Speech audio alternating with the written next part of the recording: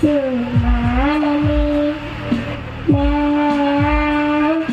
కోసమే చిత్తమే చుమానని దేవా నీ ప్రేమకు ప్రతిరూపమే విరామమై దేవా నీ ప్రేమకు ప్రతిరూపమే విరామమై.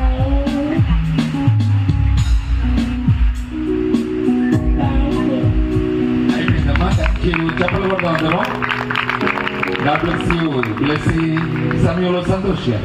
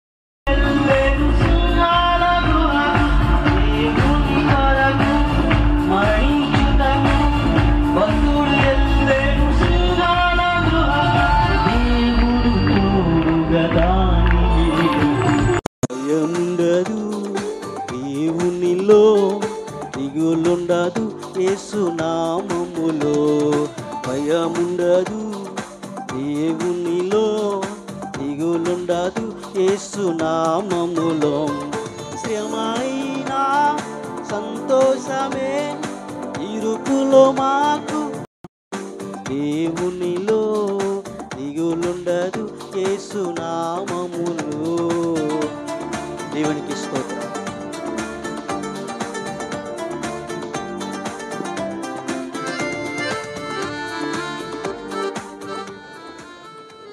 Thank you very much. అద్భుతమైన పాట.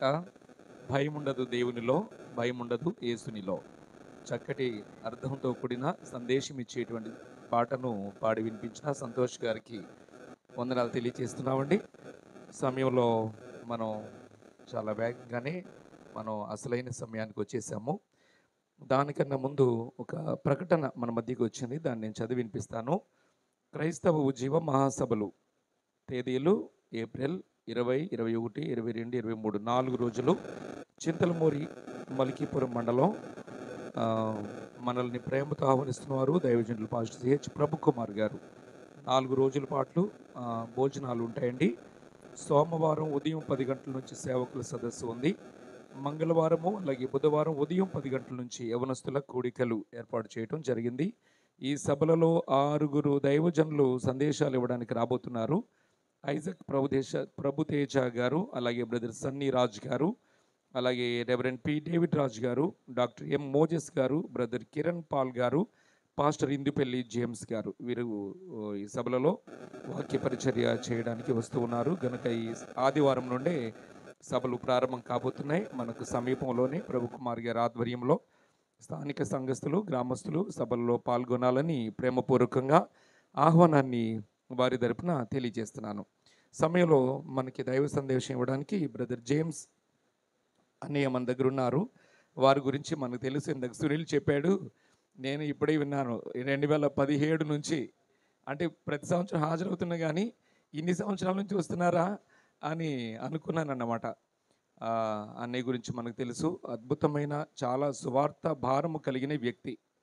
క్రీస్తు కొరకు ఎంతో వ్యయ ప్రయాసాలు కూర్చి నష్టము, అవమానము, నింద అన్నీ భరిస్తూ రోషము కలిగి సువార్త కొరకు నిలబడినటువంటి ఒక వ్యక్తి ఆయన. మనకు తెలుసు, మొన్న ప్రవీణ్ పగడాల్ గారి విషయంలో ఆయన ఏ విధంగా నిలబడ్డారో మనం చూసాం అందరము కూడా యూట్యూబ్లో. ఈరోజు మనతో ఉండడం చాలా సంతోషదాయకం.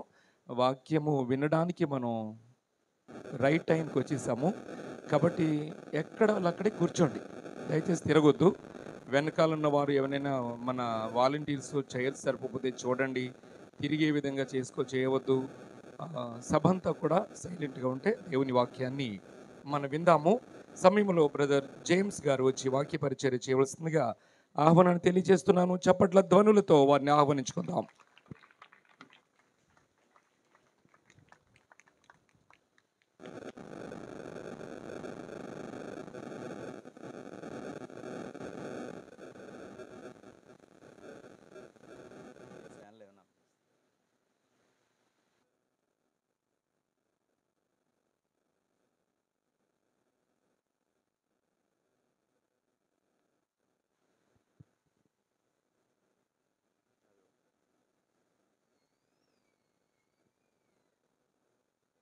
దేవుని ప్రజలైన మీ అందరికీ క్రీస్తునామ శుభములు. స్థానిక దైవజనులకి, సంఘ పెద్దలకు, ఈ సభకి కారకులైన కుటుంబాలకి అందరికీ క్రీస్తునామ శుభములు. చిన్న ప్రార్థన చేసుకుందామండి. పరలోకమందున్న మా తండ్రి, ఈ ప్రత్యేకమైన తండ్రి సంఘ బహిరంగ సభలలో నిన్నటి దినాన తండ్రి మీ సేవకుల ద్వారా మీరు మాట్లాడారు. ఈరోజు కూడా తండ్రి మా ద్వారా కూడా మీరు మాట్లాడండి తండ్రి. మా జీవితాలు ఎలాంటి పరిస్థితుల్లో కట్టబడ్డాయో, మరలా తండ్రి ఎలాంటి పరిస్థితుల్లోకి తండ్రి మేము దిగజారకూడదు. మీ విలువైన సంగతులు తండ్రి మాకు అందించండి. మీ దయ, మీ కృప మాకు అవసరం దేవా. వచ్చిన వారితో నేరుగా మాట్లాడండి. సార్వత్రిక సంఘంలో అనేకులు తండ్రి ఈరోజు ఒక ప్రత్యేక దినముగా జరుగుతున్న రోజు ఈ ప్రత్యేకతను పురస్కరించుకుంటూ మరొకసారి పురాతనమైన సంగతులు తండ్రి మాకు జ్ఞాపకం చేస్తారు. క్రీస్తున్నామని ప్రార్థన సమర్పిస్తున్నాము. త్వరగా కొన్ని విలువైన సంగతులు విందాం. నిర్గమాకాండము 12వ అధ్యాయం. నిర్గమాకాండము 12వ అధ్యాయం సుమారు 8 వచనాలు ఎవరైనా తప్పులు లేకుండా చదివాలి, ఎవరైనా చదవండి. నిర్గమాకాండము 12వ అధ్యాయం మొదటి నుండి సుమారు 8 వచనం వరకు. మోసే అహరోనులు ఐగుప్తీ దేశంలో ఉండగా యెహోవా వారితో ఇలాగూ సెలవిచ్చెను, నెలలో ఈ నెల మీకు మొదటిది, ఇది మీ సంవత్సరానికి మొదటి నెల. మీరు ఇశ్రాయేలీల సర్వ సమాజముతో ఈ నెల దశమి నాడు వారు తమ తమ కుటుంబముల లెక్క చొప్పున ఒక్కొక్కడు గొర్రె పిల్లనైనను మేక పిల్లనైనను, అనగా ప్రతి ఇంటికి ఒక గొర్రె పిల్లనైనను ఒక మేక పిల్లనైనను తీసుకొనవలెను. ఆ పిల్లను తినుటకు ఒక కుటుంబము చాలకపోయిన ఎడల వానును వాని పొరుగువాడును తమ లెక్క చొప్పున దాన్ని తీసుకొనవలెను. ఆ గొర్రె పిల్లను భుజించుటకు ప్రతి వాని భోజనమును వారిని లెక్కింపవలెను. నిర్దోషమైన ఏడాది మగపిల్లను తీసుకొనవలెను. గొర్రెల నుండైనను మేకల్లో నుండైనను దాన్ని తీసుకొనవచ్చును. ఈ నెల 14వ దినమున మీరు దాన్ని ఉంచుకొనవలెను. తరువాత ఇశ్రాయేలు సమాజపు వారందరూ తమ తమ కూటములలో సాయంకాలమందు దాన్ని చంపి దాని రక్తము కొంచెము తీసి తాము దాన్ని తిని ఎండ్ల ద్వారా బంధపు 2 నిలువు కమ్ముల మీదను పై కమ్మి మీదను చల్లి ఆ రాత్రియే వారు అగ్నిచేత కాల్చబడిన ఆ మాంసమును పొంగని రొట్టెలను తినవలను. చేదు కూరలతో దాన్ని తినవలను. మన మోమాటం లేకుండా ఒప్పుకుందాం, మనకు చదివింది ఏమన్నా అర్థమైందా? నిజాయితీగా ఒప్పుకుందాం, మన తలకాయలకి ఏమన్నా. ఎందుకు మరి ఆ సందర్భాన్ని చదువుకున్నట్టు? ప్రస్తుతం ఈరోజు సార్వత్రికంగా అనేకులు జరుపుకుంటున్న ఈ గుడ్ ఫ్రైడేకి నెక్స్ట్, ఇక్కడున్న ఈ అధ్యాయానికి నెక్స్ట్, రేపు ప్రపంచ భవిష్యత్తు ఎలా ముగిసిపోతుందో ఆ కాలానికి దగ్గర సంబంధాలు ఉన్నాయి. ముఖ్యాంశాలు మరోసారి మరలా, అంటే ఈ అధ్యాయానికి జరగబోయే పరిస్థితికి సంబంధం ఉందా? సంబంధం ఉంది. బైబిల్ నేరేటివ్ ఎరిగిన వారు ఎవరైనా, అంటే బైబిల్ నడిచిన విధానం ఎరిగిన వారు ఎవరైనా రేపు ఎలా సంఘం ఎలాంటి పరిస్థితులు ఎదుర్కోబోతుందో వాళ్ళ ముందే ప్రిపేర్డ్గా ఉంటారు. అది సంఘం అంటే. అంటే రేపు ఏం జరగబోతుందో వాళ్ళకి తెలుస్తుందా? తెలుస్తుంది. అంటే ఎగ్జాక్ట్ ఈ గంటకి ఈ నిమిషానికి ఇది జరుగుతుందని వాళ్ళకి తెలియదు, కానీ పరిస్థితులు మాత్రం సంఘము అంచనా వేయగలదు. ఎలా అంచనా వేయకూడదు? ఇదిగో మునుపు జరిగిన విషయాల్ని, దృష్టాంతాలుగా ఉన్న విషయాల్ని నువ్వు లోతుల్లోకి చూడగలిగితే దేవుడు ఒక విధానం నేర్పించాడు బైబిల్లో. మునుపు జరిగిందే చెప్పండి మళ్ళీ జరగబోతుంది. అంటే జరిగిన దృష్టాంతాలు ఎందుకు పెట్టాడంటే జరిగినదే మళ్ళీ జరగబోతుందంటే ఈ అధ్యాయానికి భవిష్యత్తుకి సంబంధం ఉందంటే సంబంధం ఉంది. ఎందుకు సుమారు మనం 8 వచనాలు చదువుకున్నామంటే, ఎవడైనా క్షమించండి, ఎవరైనా ఒక బోధ సరిగ్గా చేస్తున్నాడో లేదనడానికి బండ గుర్తోడు చెప్తాను, గుర్తుపెట్టుకోండి. ఏదన్నా ఒక బోధ ఈయన కరెక్ట్గానే చెబుతున్నాడు అనడానికి మొదటి బండ గుర్తు ఏంటంటే, ఒక అధ్యాయమైనా లేదా కొన్ని వచనాలు పేరాలు ఉంటాయి చూసారా, ఆ పేరా అయినా సుమారు ఆ సందర్భం ఏంటో దాన్ని పూర్తిగా చదివి వివరించిన వారే సరి అయిన రైట్ టీచింగ్ చేస్తున్నట్టు గుర్తుపెట్టుకో. చాలామంది చేసే మిస్టేక్ ఏంటంటే, ఇక్కడ ఒక రెఫరెన్స్ ఇస్తారు, అది ఎందుకు తీసారో తెలదు, మళ్ళీ ఇంకొక రెఫరెన్స్ తీస్తారు, ఎందుకు తీస్తారు తెలియదు, ఇక్కడి నుంచి అక్కడికి లాంగ్ జంపులు చేస్తారు. అది నడుతున్నాను రాంగ్ ప్రీచింగ్. పోలికగా ఒక రెఫరెన్స్లు తీసుకుంటూ వెళ్ళిపోవడం, ఆ అక్షరాలకు సంబంధించిన రెఫరెన్స్ అని అలా కాదండి. ఎప్పుడు గుర్తుపెట్టుకోండి, సరి అయిన ప్రసంగం ఎప్పుడు ఎలా ఉండాలి అంటే ఒక పేరా అయినా ఒక అధ్యాయం అయినా ఆ సందర్భాన్ని పూర్తిగా వివరించాలి. అలా ఎప్పుడైతే బోధిస్తామో దాన్ని రైట్ టీచింగ్ అంటారు. అందుకే ఇప్పుడు ఈ అధ్యాయానికి ఏముంది ఇందులో, ఒక విచిత్రమైన చరిత్ర. ఆ చరిత్రను అర్థం చేసుకోవాల్సినంత అవసరం ఏముంది, భవిష్యత్తు ఏం జరగబోతుందో మనకు తెలుస్తుంది. చాలా ప్రాంతాల్లో చెప్పాను, మీకు కూడా చెప్తాను, దయచేసి వినండి. ఇటీవల కాలంలో ఒక సైంటిస్ట్ యొక్క లెటర్ బయటపడింది, సర్ ఐజాక్ న్యూటన్. ఆయన లెటర్ బయటకు వచ్చిందని ప్రత్యేకంగా రాసుకున్న లెటర్. ఐజాక్ న్యూటన్ అంటే మాటలు కాదు, మనకు తెలుసు. ఈరోజు విమానాలు స్పేస్లో, క్షమించండి, ర్యాకెట్లు స్పేస్లోకి వెళుతున్నాయంటే సర్ ఐజాక్ న్యూటన్ కనిపెట్టిన గ్రావిటీ ఫోర్స్.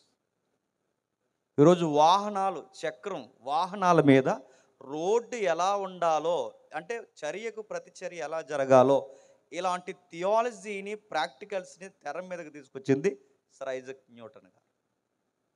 ఈరోజు సునీత విలియమ్స్ ఆ పైనుండి మొన్న వచ్చిందంటే చిన్న విషయం ఏం కాదు. దీని వెనకాల సూత్రాలు, అంటే ఇలాంటి సూత్రాలకి పునాది వేసినది సర్ ఐజాక్ న్యూటన్ గారు. చిన్నోడు ఏం కాదు ఆయన. ఆయన చెప్పింది థియరీ కాదు, ఆయన చెప్పింది లా. లా అంటే ఏంటంటే ఇక ఎప్పటికీ భూమి ఉన్నంత కాలం ఆయన చెప్పింది చెప్పండి మారదు, దాన్ని లా అంటారు. థియరీ మారదు. మీకు ఉదాహరణ చెప్తాను వినండి. భూమికి అయస్కాంత శక్తి ఉంది, భూమికి గ్రావిటీ ఉంది, ఆకర్షణ శక్తి ఉందని చెప్పాడు ఆయన. ఇప్పుడు ఈ బిల్డింగ్ ఉందండి, ఇంకొక బిల్డింగ్ వేసాం అనుకోండి, ఆ పైనుంచి, అంటే ఆ బిల్డింగ్ పైనుంచి కిందకు దూకాం అనుకోండి, ఏమవుతుందండి చెప్పండి? ఏమవుద్ది? కడుపులో చల్లగా ఉంటుందా? ఏమవుద్ది చెప్పండి? కాలు చేయి ఇరుగుద్ది. మళ్ళీ అడుగుతున్నాను, ఇదే దూకిన విధానం అమెరికా పోయి అక్కడికి వెళ్ళి సేమ్ బిల్డింగ్ ఎక్కి దూకితే ఏమో కాలు చేయి ఇరుగుద్ది. అంటే దీన్ని ఏమంటారంటే లా. లా అనేది ఎక్కడికి పోయినా మారదు. యూనివర్స్లో ఎక్కడికి పోయినా దీన్నే లా అంటారు. దీన్ని అంటే అది ఖచ్చితమైనది, చట్టపరమైనది, లేదా అది సమాజంలో లేదా ఈ విశ్వంలో ఓ ఖచ్చితమైన నియమాలకి ముడిపడింది. ఇలాంటి దాన్ని కనిపెట్టడం మీద అలాంటి మేధావి గుండెల్లోనట ఎప్పుడు ఒక కుతూహలం ఉండిపోయేది. ఆ కుతూహలం ఏంటంటే ఈ ప్రపంచం ఎలా అంతమవుతుంది, ఈ ప్రపంచం ఎలా అంతమైపోతుంది, వేగముగా అభివృద్ధి పొందుతున్న ఈ ప్రపంచం, సర్వేగముగా అభివృద్ధి పొందుతున్న ఈ సమాజం ఏ రోజు ఎలా అంతమైపోతుందని ఆ మేధావి లెక్కలేసాడట. ఆ లెక్కలేయడానికి ఆయన తీసుకున్న ప్రధానమైన సూత్రాలు ఏంటంటే నిర్గమకాండం 12వ అధ్యాయం తీసుకున్నాడు. ఇది మనం చెబుతున్నది కాదు, మన ఫ్లేవర్ కాదు. మొన్న లెటర్ దొరికింది అయింది. మొన్న లెటర్ అంటే నిర్గమకాండం 12వ అధ్యాయం, దానియేలు యొక్క లెక్కలు, మళ్ళీ చెప్తాను వినండి, ఎహెస్కేలు యొక్క లెక్కలు, ప్రకటన గ్రంథం, వీటన్నిటినీ క్రోడీకరించి ఏ సంవత్సరం ఈ ప్రపంచం అంతమవబోతుందో ఒక లెటర్ రాసుకున్నాడు. ఆ లెటర్ ఆయన చనిపోయి చాలా కాలం మరుగుడు పడిపోయింది. ఆ లెటర్ మొన్న దొరికింది. ఆ లెటర్ పేపర్లు వేసి ఊరేగించేసిన అందరికీ భయం వచ్చింది. అందుకే ఆ భయం ఏమన్నారంటే సముద్రంలోంచి పాము వచ్చేస్తుంది అన్నారు. ఆ భయం అది. సముద్రంలోంచి ఏదో వచ్చేస్తుంది, ఏదో జరిగిపోతుందని ఇలాంటివన్నీ చెబుతున్నారు కదా. ఎవరు చెబుతున్నాయి అనుకున్నారు? ఇవన్నీ ఆ భయాలు వెనుకున్నవే. అంటే ఎక్కడ చూడండి, న్యూటన్ లెటర్ ప్రకారం ఏమో ఏదో జరిగిపోతుందని చెప్తున్నారు. ఒక్కొక్కరు ఒక్కొక్క విషయాన్ని ప్రస్తావిస్తున్నారు. అంటే ఈ ప్రపంచం త్వరలోనే అంతమవుతుందన్న సంకేతాలు ఎక్కువైపోయినాయి. ఇలాంటి పరిస్థితులు ఎక్కువైపోయినాయి. ఎందుకంటే ఆయన ఈరుతో సహా, అంటే సంవత్సరంతో సహా మాట్లాడాడు. ఆ సంవత్సరం ఎంత నన్ను అడగండి. ఎందుకంటే ఆ సంవత్సరం ఎంత చెప్తే ముందు రోజు తీసుకుంటారు. ఏంటి? బాప్టిజం. ఆ బాబుని అడుగుతున్నాను, ఆయన లెక్క ప్రకారం జరుగుద్దా జరగదన్న తర్వాత విషయం వదిలేయండి. ఆ లెక్క ప్రకారం జరుగుద్దా జరగదన్న తర్వాత విషయం కానీ ఒకటైతే పక్కా, దేవుడు చెప్పిన చరిత్ర ప్రకారం ముందు జరిగిందే చెప్పండి, మళ్ళీ ఏం జరిగింది? ఈ 12వ అధ్యాయానికి ఒక చరిత్ర ఉంది. ఏముంది ఒకసారి చూడండి, కదపండి ఒకసారి. మొదటి వచనం, మోసే అహరోనులు ఐగుప్తీ దేశంలో ఉండగా, ఎక్కడ ఉండగా? ఐగుప్తీ దేశంలో ఉండగా. ప్రశ్న అడుగుతున్నాను, వాళ్ళకి ఐగుప్తీ దేశంలో పని ఏంటండి? మోసే ఆహారంలో ఐగుప్తీ దేశంలో ఉన్నారట. వాళ్ళకి ఐగుప్తీ దేశంలో పని ఏంటి? దానికి చరిత్ర ఉంది. ఐగుప్తీ దేశంలో పని ఏంటంటే అబ్రహాం గారు తెలుసుగా, తెలియకపోతే ఇంక రేపు తూర్పు అయిపోయి చూడటమే. Minimum basics. అబ్రహాం గారికి బాగా వినండి, అబ్రహాం గారికి దేవుడు ఒక వాగ్దానం ఇచ్చాడు. ఆ వాగ్దానం ప్రకారం పుట్టిన వాగ్దాన పుత్రుడు చెప్పండి ఇస్సాకు. 25 సంవత్సరాలు, అంటే వాగ్దానానికి 25 సంవత్సరాల తర్వాత వాగ్దానం ప్రకారం పుట్టిన కుమారుడు ఇస్సాకు అయితే, ఆ ఇస్సాకుకి మళ్ళీ దేవుడు చక్కటి బహుమానాన్ని ఇచ్చాడు. ట్విన్స్. ఎవరు? యాకోబు, యాసావు. ఆ యాకోబు యాసావును మళ్ళీ యాసావును పక్కన పెడితే దేవుడు మళ్ళీ ఒక వ్యక్తిని ఎంపిక చేశాడు. ఆ ఎంపిక చేయబడిన వ్యక్తి యాకోబు. ఆ యాకోబు అటు ఇటు కుప్పగా తెలిస్తే తుంటె ఎముక ఎర్రగొట్టి పేరు మార్చాడు. ఆ మార్చిన పేరు చెప్పండి ఇశ్రాయేల్. ఎందుకు చెప్తున్నారు వినండి, 12వ అధ్యాయం తెలుసుకునే ప్రయత్నం చేస్తున్నాం. ఆ తుంటె ఎముక ఎర్రగొట్టిన తర్వాత ఆయన పేరు ఇశ్రాయేల్ అని పెడితే, ఆ ఇశ్రాయేలుకి 11 మంది కొడుకులు, 12 మంది కొడుకులు పుట్టారు. ఒక అమ్మాయి పుట్టింది. ఆ 12 మంది కొడుకులు పుడితే ఆ 12 మంది కొడుకుల్లో 11 మంది ఒక అబ్బాయిని చూసి ఏడ్చేవారు. ఆ అబ్బాయి పేరు చెప్పండి యోసేపు. ఎందుకు ఆ అబ్బాయిని చూసి ఏడ్చేవారు? ఆ అబ్బాయికి వ్యాఖ్యానకర్తలు, కామెంటరీలు ఏమంటారంటే ఆయన ఒక డ్రీమ్ బాయ్, అందుకే ఏడ్చారు ఆయన చూసి. ఆయనకి విచిత్రమైన డ్రీమ్స్ వస్తాయి. ఏం డ్రీమ్స్ వస్తాయి? విచిత్రమైన డ్రీమ్స్ ఏంటంటే, ఎవరన్నయ్య నేను 11 నక్షత్రాలను చూశాను, ఒక నక్షత్రం ఉంది, ఆ నక్షత్రానికి 11 నక్షత్రాలు సాష్టాంగ పడుతున్నట్టు అనిపిస్తున్నాయని కళ ఎలా వచ్చిందో చెప్పాడు. కంటెంట్ చెప్పలేదు. కళ ఎలా అని చెప్పేసరికి కంటెంట్ అర్థమైపోయింది. ఎవరికి? అని అడిగారు. మరి నీకు అన్ని ఎలాంటి కళ్ళు వస్తాయరా అన్నాడు. ఎందుకు?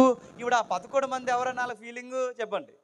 ఆ నక్షత్రాలు 11 మేమే, వీడికి మేము దండం పెడతాం, ఇలాంటి కళ్ళన్నీ అంటున్నాడు వీడని సొంత అన్నయ్యలు ఏడుసారండి. ఎవరి మీద? మళ్ళీ కళ వచ్చిందంట. ఏమైనా కళ వచ్చింది ఈసారి? అన్నయ్య 11 నక్షత్రాలే కాదు, సూర్య చంద్ర నక్షత్రాలు కూడా ఒక నక్షత్రానికి సాష్టాంగ పడుతున్నట్టు అనిపిస్తుంది అనగానే, మరి నీకు అన్ని ఎలాంటి కళ్ళు వస్తున్నాయిరా అన్న.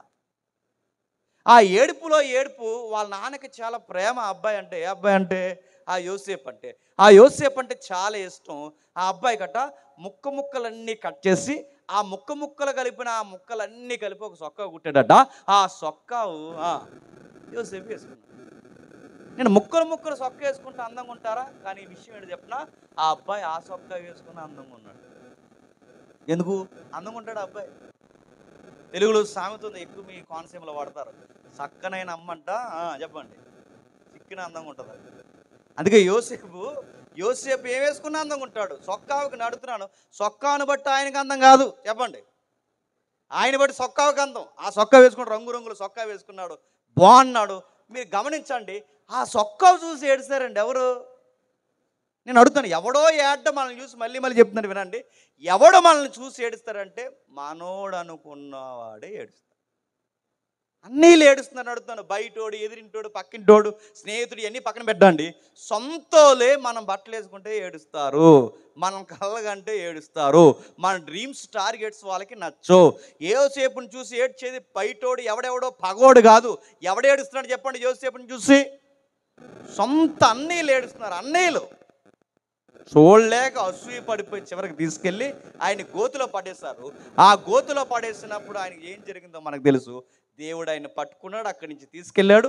ఒక ఇంటి వారు ఆయన కొనుక్కున్నారు. ఆఫీసర్ ఇంట్లో మళ్ళీ ఒక అగాధం ఏర్పడింది. ఆయన ఆఫీసర్ ఇంట్లో ఏం జరిగిందో మనకు తెలుసు. ఏం జరిగింది ఆఫీసర్ ఇంట్లో? ఆవిడెవరో ఉన్నారు, ఆంటీ గారు. ఆంటీ గారు మళ్ళీ ఆ ఆంటీ గారు ఆ అబ్బాయి మీద కన్నేసింది. ఆ అబ్బాయి మీద కన్నేయడమే కాదు, ఆ అబ్బాయిని చాలా టెంప్టేషన్కి గురి చేయాలనుకుంది. కానీ ఆ అబ్బాయి పాడలేదు. అబ్బాయి ఏమయ్యాడు మనకు తెలుసు. అవాయిడ్ చేశాడు, వద్దన్నాడు, తప్పన్నాడు, ఒక మాట అన్నాడు.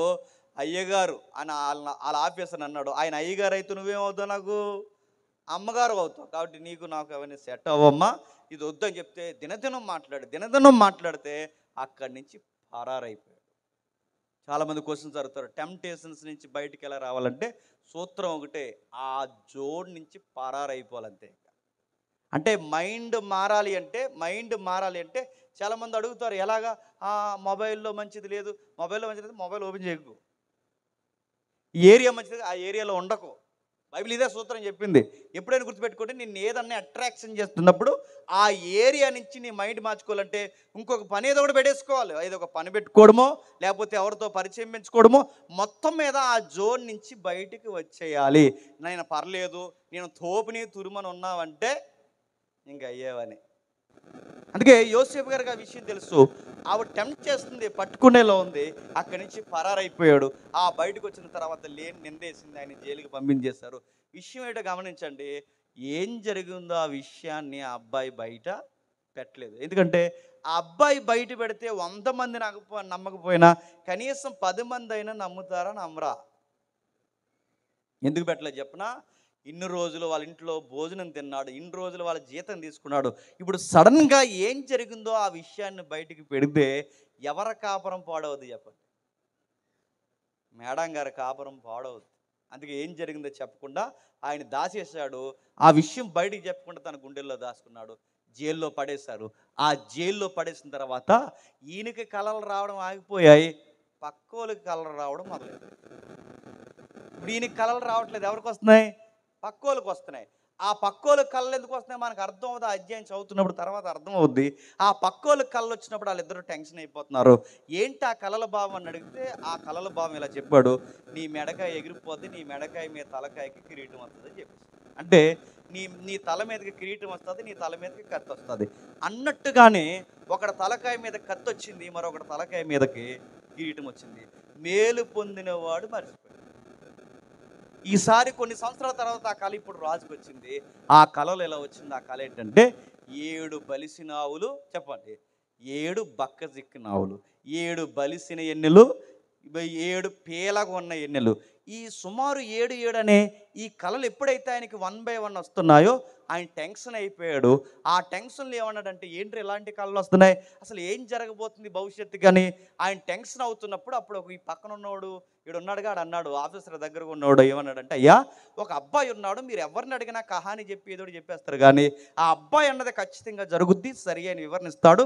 మేము జైల్లో ఉన్నప్పుడు మాకు ఇలాంటి కళ్ళు వచ్చినాయి అన్నట్టుగానే ఒకడి మీదకి కత్తి వస్తుంది అన్నది అన్నట్టుగానే ఆడి మీద కత్తి వచ్చింది, నా తల మీద కిరీటం వస్తుంది అన్నాడు అన్నట్టుగా నా మీద కూడా కిరీటం వచ్చింది.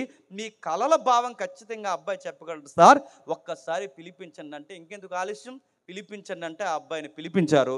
ఆ పిలిపిస్తే ఆ అబ్బాయి చెప్పి ఇలా అన్నాడు, అయ్యా మీకు విషయం చెప్పాలి. ఏం చెప్పాలి అంటే 7 బలిసిన ఆవులంటే ఏం కాదు, 7 బలిసిన ఆవులంటే 7 సంవత్సరాలు దేశంలో దళసర ఆదాయం బాగుంటుంది, పాడి పంటలు బాగుంటాయి, సారవంతమైన నేల వస్తుంది. ఇలాంటి పరిస్థితులు సత్యశ్యామలంగా దేశం ఐగుప్తి దేశం వర్ధిల్లుతుంది. కానీ 7 years తర్వాత అంటే ఈ 7 ఏళ్ల సమృద్ధి తర్వాత నెక్స్ట్ ఏం జరగబోతుందంటే భారీగా ప్రపంచానికి కరువు రాబోతుంది. ఆ కరువు కాలంలో ప్రపంచ దేశానికి కరువు ఆవహించిన తర్వాత మా కరువు యొక్క ప్రమాదం మన దేశం మీద పడకుండా ఉండాలి అంటే ప్రపంచానికి కరువు వచ్చిన సమయంలో మన దేశానికి కరువు రాకపోవడమే కాదు, మన దేశం యొక్క దళసర ఆదాయం పెరగాలి అంటే, ఒక్కసారే మన దేశం యొక్క అభివృద్ధి పెరగాలి అంటే ఒకటే సూత్రం. ఇప్పుడు మనం ధాన్యాన్ని నిల్వ చేయడం మొదలుపెట్టి వస్తు మార్పిడి విధానం మనం వెనకేసుకుని మొదలు పెడితే ఇప్పుడు దాచిన ధాన్యానికి సరిగ్గా 7 years తర్వాత కరువు వస్తుందన్న సంగతి ప్రపంచానికి తెలియదు కనుక, అది మనకే తెలుసు కనుక ఇప్పుడు ధాన్యాన్ని మనం జాగ్రత్త చేసి వస్తు మార్పిడి విధానం పెడితే ప్రపంచానికి కరువు 7 years, అదే 7 yearsలో మన దేశం టర్నోవర్ మారిపోద్దని చెప్పి ఒక్కసారి మన దేశం టర్నోవర్ మారుతుంది, దళసర ఆదాయం పెరుగుద్ది. అసలు మనకు ఆకలి తప్పులు ఉండకపోవడమే కాదు, ఒక్కసారిగా మనకేమవుద్దంటే మన దేశం ఉన్న పాటున ఉన్నతమైన దేశంగా ఇంకే ఎదిగిపోతుంది. ఆశ్చర్యపడ్డాడు. అరే ఇలాంటి సజెషన్ ఇచ్చేవాడు నాకు ఎవడ కనబడలేదు, ఇలాంటి సలహాలు ఇచ్చేవాడు ఎవడ కనబడలేదు. ఇలాంటి సలహాలు ఇచ్చేవాడు నీవు జైల్లో ఉండాల్సింది కదా, నువ్వు ఉండాల్సిందే. చెప్పండి, ఈ ఆస్థానంలో నాకు దగ్గరగా ఉండాలి. నీకు ఎంత పవర్ ఇస్తున్నానంటే నీ సలహా కానీ నీ ఆజ్ఞ కానీ లేకుండా ఐగుప్తిలో డెక్కైనా కదలడానికి చెప్పండి వీళ్ళే. అలాంటి పవర్ ఎప్పుడైతే ఇచ్చారో బాగానండి, ఆయనకి అంత శక్తిని ఇచ్చిన తర్వాత వెంటనే గుడామ్స్ కట్టించాడు, ధాన్యాన్ని నిల్వ చేశాడు, వస్తు మార్పిడి విధానం ప్రారంభించాడు. అన్నట్టుగానే కరువు వచ్చింది. ఆ కరువు ప్రపంచ దేశాలకి రావడమే కాదు, ఆ కరువు ఏ దేశానికి వచ్చిందంటే చెప్పండి కానాను భూభాగానికి కూడా వచ్చింది. ఏ దేశానికి? కానాను భూభాగానికి కూడా వచ్చింది. కానాను భూభాగానికి ఎప్పుడైతే వచ్చిందో ఆ కానాను భూభాగానికి ఆ కరువు వచ్చిన తర్వాత ఆ కానాను భూభాగంలో ఎవరున్నారంటే పెద్ద ఆయన ఉన్నాడు అక్కడ. ఆయన పేరు చెప్పండి, యాకోబు గారు ఉన్నారు. అప్పుడు కొడుకుని పిలిచి ఏమన్నాడంటే, ఒరే ఇలా కరువు కాటకంలో చనిపోయే కన్నా మీకు విషయం చెప్తున్నాను వినండ్రా, ఐగుప్తిలో ఆహారం దొరుకుతుందని వార్త, పోనీ మీకేమైనా వార్త వినబడితే చెప్పండి. అక్కడ వార్త వినబడిన దాని ప్రకారం ఐగుప్తికి పోయి ఆహారం తీసుకురండి అంటే వీళ్ళు అన్నారు, అవును డాడీ ఐగుప్తిలో ఆహారం దొరుకుతుంది, అక్కడికి పోయి వస్తు మార్పిడి విధానం ప్రకారం మేము ధాన్యం కొనుక్కొని వస్తామని వీళ్ళు బయలుదేరారు. ఆ బయలుదేరినప్పుడు మాసిన గడ్డాలు మాసిన వస్త్రాలు వేసుకుని ఆ బయలుదేరినప్పుడు సరిగ్గా సింహాసనం మీద ఎవరు ఉండకూడదో వాళ్ళే ఉన్నారు. ఎవరు చెప్పండి, మర్చిపోకండి, 12వ అధ్యాయం దగ్గరకు వస్తున్నాం. ఎవరు ఉండకూడదో వాళ్ళలో ఉన్నారు. ఆ ఎవరు ఉండకూడదో వాళ్ళలో ఉన్నారు. ఆ వ్యక్తి పేరు మనకు తెలుసు. ఎవరిని తీసేయాలనుకున్నారో, ఎవరిని చంపేయాలనుకున్నారో, ఎవరిని లేకుండా చేయాలనుకున్నారో, ఎవరి నాశనాన్ని కోరుకున్నారో, ఎవరు పాడైపోవాలని ఆ కళ్ళు చూసాయో, ఇప్పుడు ఆ కళ్ళు చూడలేనంత ఎత్తులో కూర్చున్నాడు. ఎవరు చెప్పండి, యోసేపు. మన దేవుడితో వచ్చిన గొడవడు చెప్పనా, మనల్ని ఏడుసిన వాళ్ళని ఇంకా ఏడిపించడానికి దేవుడు ఏం చేస్తాడంటే ఇంకా బాగా దీవించేస్తాడు. ఒకరోజు చచ్చిపోతారు. ఇంకా మనల్ని ఏడ్చేవాళ్ళు, మనం చూసి ఏడ్చేవాళ్ళు కొంతమంది ఉంటారుగా, ఆ ఏడ్చే వాళ్ళని దేవుడు ఇంకా ఎలా ఏడిపిస్తాడంటే ఇంకా ప్లస్ చేస్తాడు. మనం మరో విషయం చెప్పనా, మనల్ని ఏడిపించి మన నాశనాన్ని కోరుకున్న వారు ఒకరోజు మన ముందే అడుక్కు తినడానికి నిలబడతారు. ఇది ఖచ్చితం. చివరికి మనం ఎడితే కానీ వాళ్ళకి బతకలేని రోజులు వస్తాయి. యోసేపు ముందుకు అలాగే వచ్చారు నిలబడ్డారు, సిగ్గుమాలను మొక్కలు పెట్టుకుని గుర్తుపట్టలేనంత సిగ్గుపడిపోయి తలల కిందకు దించుకుని సార్ ఇది సార్ అది సార్ అని చెప్తే ఆయన చిన్న గేమ్ ఆడాడు. ఆ గేమ్ ఏంటో మనకు తెలుసు. ఆ గేమ్లో వీళ్ళు అడ్డంగా దొరికేశారు. అప్పుడు అన్నాడు, చంపబడేస్తా అన్నాడు. సార్ అది కాదు సార్ ఇది కాదు సార్ అంటే చంపేస్తానప్పుడు దగ్గరకు వస్తున్నప్పుడు కంగారైపోయారు, వణుకుపోయారు, అదిరిపోయారు, బెదిరిపోయారు. అప్పుడు అన్నారు, మీరేం కంగారు పడకండి, నేను ఎవరినో కాదు, మీరు తీసేయాలనుకున్న మీ తమ్ముడిని నేనే. ఏమనాలో తెలియదు, కంటు చూపు లేదు, నోటు మాట లేదు. నువ్వా అనగానే ఎస్ నేనే. తమ్ముడు అలా కాదు తమ్ముడు అని వివరణ ఇవ్వడం మొదలుపెట్టారు. అప్పుడు అన్నారు, మీరే వివరణ ఇవ్వద్దన్నారు. ఎందుకంటే ఆ రోజు మీరు ఆ కీడు చేయకపోతే ఈరోజు నేను ఈ మేలుని అనుభవించలేను. ఈ మేలు జరగాలని దేవుడు మీ ద్వారా ముందుగా నన్ను కీడు ద్వారా నడిపించాడు. మరొక విషయం, ఈ 7 ఇయర్స్లో ఇశ్రాయేలు అనే ఒక సమాజం గొడ్డుబారిపోకూడదని, ఈ 7 ఏళ్లలో దేవుని ప్రజలు అన్నం లేకుండా పోకూడదని ముందుగానే ఈ కరువు కాటకానికి ఈ కీడుకి ముందుగానే దేవుడు నన్ను ఎక్కడికి పంపించాడంటే ఐగుప్తికి పంపించాడు. అన్నిల్లారా అసలు మీరు ఏం టెన్షన్ అవ్వకుండా నేను ఒక మాట్లాడుతున్నాను. నేను ఈ రేంజ్లో ఉన్నప్పుడు మీరు అడుక్కోవడం ఏంటి? మొత్తం తట్టపట్ట చదువుకుని వచ్చామన్న. నేను ఈ రేంజ్లో ఉన్నప్పుడు మీరు అడుక్కోవడం ఏంటి? మీకు చెప్తున్నాను, డాడీ ఎలా ఉన్నాడు, మిగిలిన వాళ్ళు ఎలా ఉన్నారు, మిగిలిన ఎవరు దాసులు ఎలా ఉన్నారు, అసలు ఎవ్వరు ఒక్కరు కూడా ఉండొద్దు. మొత్తం మీరు లగేజ్ తీసుకుని ఉన్న పాటుని మీరు ఐగుప్తికి వచ్చేయండి. నేనుండగా మీ మీద ఐగుప్తిలో చెప్పండి ఏ కూడా వాళ్ళ నేనుండగా ఏమీ జరగదు. నన్ను దేవుడు దీవించాడు. ఈ దీవెన నాకే కాదు, నా చుట్టూ ఉన్న మీ అందరికీ దీవెనే. వచ్చేయండి అనగానే అందరూ మొత్తం సర్దుకుని వచ్చేది. సుమారు 70 నుంచి ఆలేగలిగితే 75 మంది సుమారు ఐగుప్తిలోకి వచ్చారు. ఆ 75 మంది ఏమయ్యారో మనకు తెలుసు. ఆ 75 మంది పిల్లలు విస్తరించారు. ఒక పెద్ద జనాంగం అయిపోయారు. ఆ జనాంగం అంత విస్తరించే సమయానికి యాకోబుకు వయసు అయిపోయి చనిపోయాడు, యోసేపుకి వయసు అయిపోయి చనిపోయాడు. యాకోబు యోసేపుని ఎరగని కొత్త ఐగుప్తి రాజులు తెర మీదకి వచ్చారు. అర్థమవుతుందా లేదా? అర్థమవుతుంది చెప్పండి, మళ్ళీ చెప్తా. ఐగుప్తి రాజులు కొత్త వాళ్ళు వచ్చారంటే ఇప్పుడు కొత్త వారు ఎప్పుడైతే వచ్చారో ఈ కొత్త వారు వచ్చిన తర్వాత వాళ్ళకు ఒక సూక్ష్మమైన ఒక బుద్ధి పుట్టింది. ఆ సూక్ష్మమైంది విస్తరించి అది ఎంత అసూయ బుద్ధిగా మారిపోయిందంటే, అసలు ఐగుప్తి ఎవరిదరా? మనదే. అసలు జనాభా ఎవరు ఉండాలరా? మనము. అసలు పౌర హక్కులు ఎవరైరా? మనవే. అయినా మన రాజ్యాంగంలో లేదా మన ఆస్థానంలో ఈల పెత్తనాలు ఏంట్రా? దేశం ఐగుప్తీలైన మనమేమో తక్కువ సంఖ్యలో ఉన్నాం, దాసులైన వీళ్ళేమో ఎక్కువ సంఖ్యలో ఉన్నారు. చివరికి వీళ్ళని ఇలాగే వదిలేస్తే రేపు పొద్దున్న ఐగుప్తి ఎవరి వశం అవుద్ది? ఇశ్రాయేలు వశం అవుద్ది. రేపు పొద్దున ఐగుప్తి అనగానే ఇశ్రాయేల్ అని చెప్పుకుంటారు. మనమేమో ఏలక దాసులు అవ్వాలి, దాసులైన వారేమో మనకి ఏలికలు అవుతారు. అందుకే ఒక నిర్ణయానికి వచ్చాను, ఎట్లా అయినా సరే వీళ్ళని పూర్తిగా సంహరించాలి, వీళ్ళకి హక్కులు కూడా తీసేయాలని చెప్పి ఏరియాలో సిటీలో ఉంటున్న వారిని భగ్నపరిచి వాళ్ళని బయటికి తీసుకొచ్చి ఆ సిటీ కంటే ఐగుప్తి సిటీకి వెలుపల ఒక ఏరియా ఇచ్చారు ఇశ్రాయేలుకి. అంటే మన ఈ రోజుల్లో పేట అని ఎలా అయితే అంటున్నామో ఆ రోజుల్లో వాళ్ళకి గోసేను అని ఒక ఏరియా ఇచ్చారు. ఆ ఏరియాలోనే ఉండండిరా అని చెప్పారు. వాళ్ళకి సామాన్యుడికి ఉండే హక్కులు కూడా ఇవ్వలేదు. వాళ్ళకి సరైన బట్ట ఇవ్వలేదు, సరైన తిండి పెట్టలేదు, సరైన నీడ లేదు.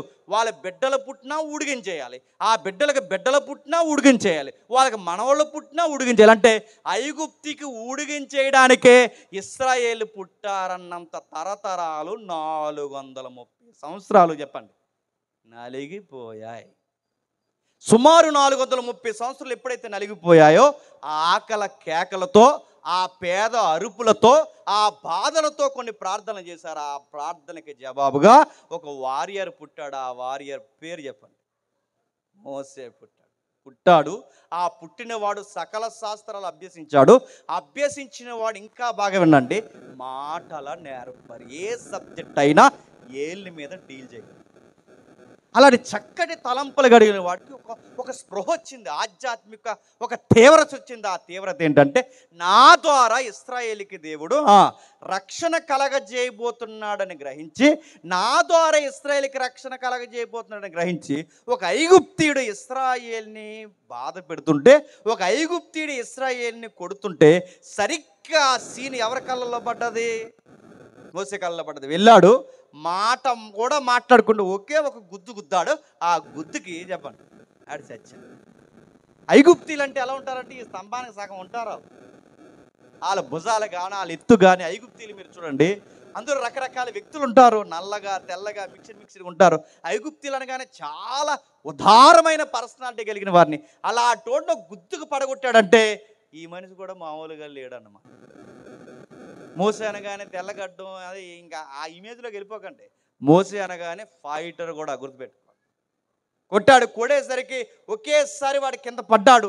ఆ పన్నోడిని మూడో కంటికి తెలియకుండా చెప్పండి ఇసుక సమాధి చేసేసి. నేను మళ్ళీ అడుగుతున్నాను చెప్పండి, సమాధి 6 అడుగులు పైన ఉన్న వాడిని కప్పెట్టాలంటే ఎంత టైం పడుతుందండి? మూడో కంటికి తెలియకుండా ఈ మనిషి కప్పెట్టేశాడంటే ఈ వ్యక్తి మామూలు వ్యక్తి కాదన్నమాట. మన ఈదులో ఎవరైనా చనిపోతే ఈ బ్యాచ్ని పంపిస్తాం తవ్వమని అక్కడికి. ఎక్కడికి?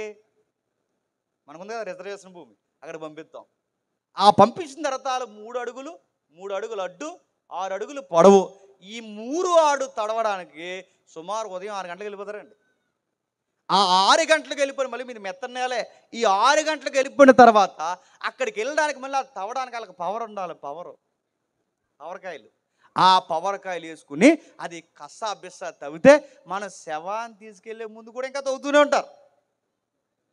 అరే నలుగురు వెళ్ళి నడుతున్న కాయలు తాగి మీరు ఇంకా తవ్వుతున్నారంటే ఒక 3 అడుగులు 6 అడుగులు పొడవున్న గొయ్యి తవ్వడానికి నలుగురికి ఎంత కష్టమైతే 6-7 అడుగుల మనిషిని మూడో కన్ను చూడకుండా కప్పెట్టేశాడంటే ఈ మామూలు వ్యక్తి కాదనమాట. ఈ మోసే కొట్టడం ఒక ఎత్తు, కప్పెట్టాడు మరొక ఎత్తు, అయిపోయింది. నెక్స్ట్ డే మళ్ళీ గొడవ అవుతుంది.